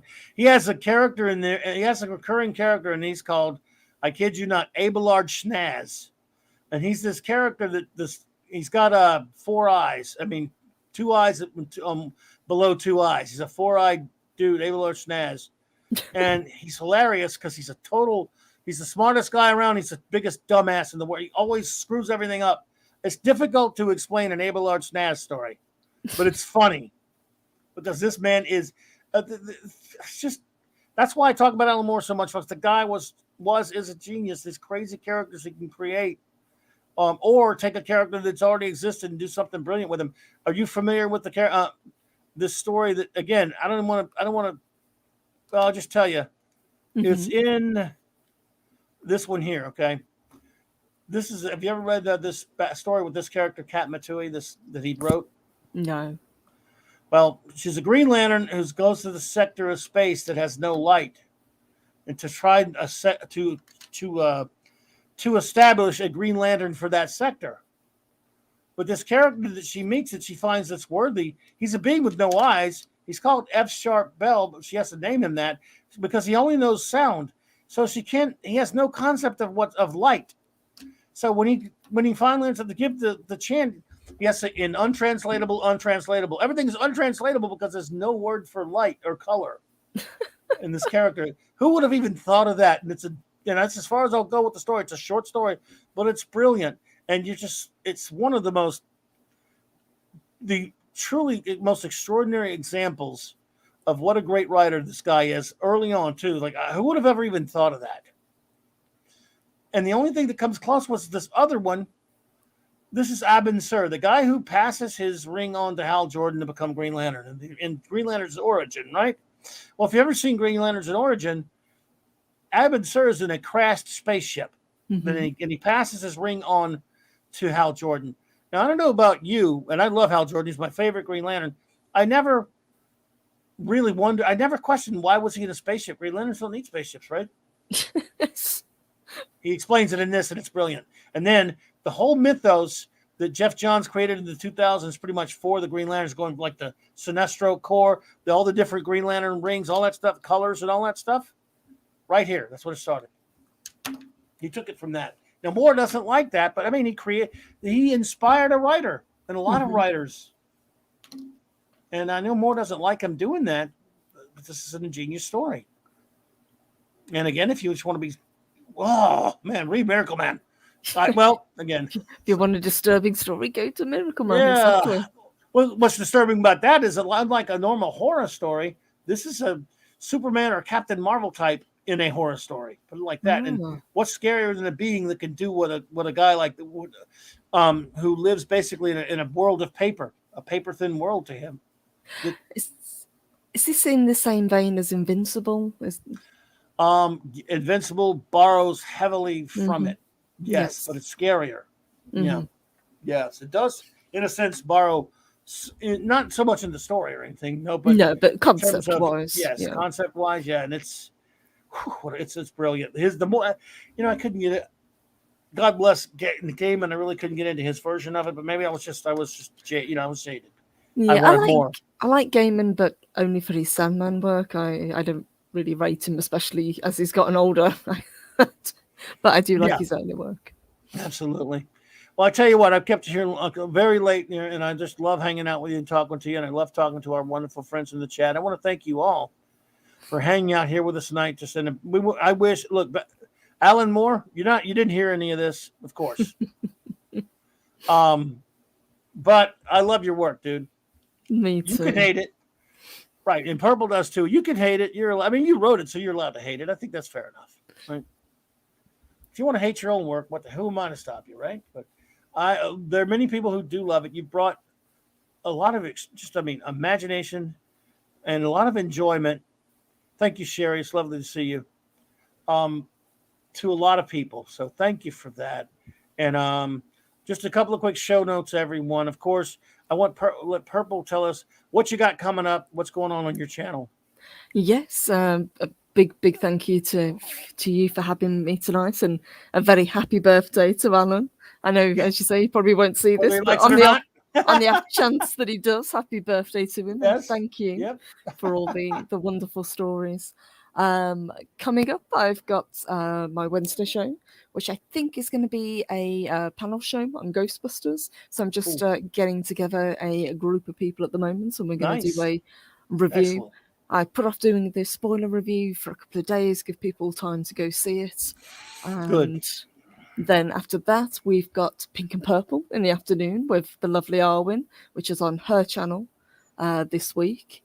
And then I will be back on Friday, usual time. And I'm not sure what I'm doing Friday. I haven't decided yet. Yep. Well, I know how that goes. It's tough to decide on a topic sometimes, for sure. Well, I'm so happy that you hung out with him. And hey, Mark D with the C, what's up, bro? I love hanging out with you. You're the best, and I love Oh, we have I such a love getting to join you. This oh, was really fun to talk about. thank you. It is just you're the best conversationalist, and it's just so much fun to talk about this kind of stuff. And we got a great chat here. It's a bunch of great people. And we Oh, we thank you did. all. Yes, you guys were on fire as usual. Thank you. Absolutely, absolutely. Wednesday night, everyone, I'll be here, probably just hanging out. I don't know. I don't have anything planned. It'll be like just you and me, kid, kind of stream because it's the night before Thanksgiving. Thursday in the daytime, there will be no Global Geek Gang, obviously, because I think I'll be doing something Thanksgiving-y somewhere. But Thursday night, I'll be back with you, and hopefully Raquel and the great Mark D of the C will hang us at our Clobby's Clubhouse. We've been having so much fun doing that. It's just great. Now we've been overdoing it, Purple, because we do like 4 hours sometimes. We can't stop. We just love we hang out with each other in real life all the time. If you mean behind the scenes, we do. So we thought we would start doing it, as a show because we do it so much. Three of us we just become great friends. And we have a lot of fun together. So we thought we would, do that, and it's great. And again, I'll have a Spinnerack Time Machine video out this week. Nice. Two of them. They're pretty silly, but I enjoy them. And a couple of more comics history. And another video I have out there, Purple, is from a conversation that you and I had. Yes, I watched that actually. Yes. You were amazing that night, and it was so much fun talking about that crazy story. I went and bought it and reread it. Did you? I've got to pick it up. It was $2 on Comicology, so it was so funny. Yeah, it was that was so much fun talking about this, and then big shout out to Steve Mitchell for giving us the idea for it. But you know what? It was so much fun talking about that, and yeah. So thank you. It was really great, and I went and bought that thing for $2 on Comicology and reread it. So, all right, everyone. Thank you so much for hanging out with us tonight. The great Mark D with the C, Sherry. The lovely, we got ladies talking to a beautiful lady with me here tonight, and I got them in the chat even. I'm one lucky dude. Clobby gets all the lovely ladies, absolutely. Oh, my goodness. If only, but I'll take it. Jennifer Sesko, thank you, my dear. Lovely to see you. Sherry, lovely to see you. And I guess it's kind of okay to see you guys, too. Just kidding. Courtney, another lovely lady that was here. But the rest of you guys, you mugs, you're on your own, guy. No, just kidding. Stuart Mitchell, buddy. D-Bud, Kal-El, Phantom Outsider. Watch, I'm going to forget people. But we had Snorty. Yes. Oh, yeah. Snorty's here. The great Chris Persia, the great Eric K. Matthew Pounder, brother. That's what happens when you start naming them. You always end up forgetting one. Marshall Lewis, thank you. I'll go back as far as I can. See, and then Jeffrey Wilkins. Hey, Jeffrey Wilkins. Yes, Oliver Belamonte. Yes, absolutely. Oliver. Kal-El, already said him today. Mr. Gas Mask was here earlier. Tiger Stripes. Yeah, Tiger Stripes. Thank you, Tiger Stripes. Welcome. The great D-Bud was here. I think I already said that. Phantom Outsider was here. Great to see. Great to see you all. And if we missed anybody, you can blame Purple. She's just so distracting. I couldn't, Where Punk Waddle? Punk Waddle was here? I think Punk Waddle was here. I might have missed them. It's okay. If he was, fine. If not, it'll just, it won't hurt to say hello to Punk Waddle, whether he was here or not. I know Dave Bob was here. Dave Bob popped in. Yeah, the Dave and the Bob. All right, buddy. And everyone, thank you so much for hanging out with us tonight. I really appreciate it. Wednesday night, I'll be hanging out. It'll just be probably just me and you, but because Flash can't make it. So it'll just be me and you, and I'll do something. I'll think of some. You know me, I could shoot my mouth off about anything that makes no sense. It's just what I do. So, everyone, I really appreciate you hanging out with us tonight. And, of course, as always, a big shout-out to my wonderful, fantastic friend, Purple. I love you. Thank you. Love you too, Clobby. Thank you for having me. Oh, you're the best. And we should thank our good buddy, Loki, for this wonderful intro-outro. Absolutely. Have a great night, guys. Have a great night. And since it is Monday night, I should say it like this. And thanks to that great Stuart Loki for this amazing Monday night outro.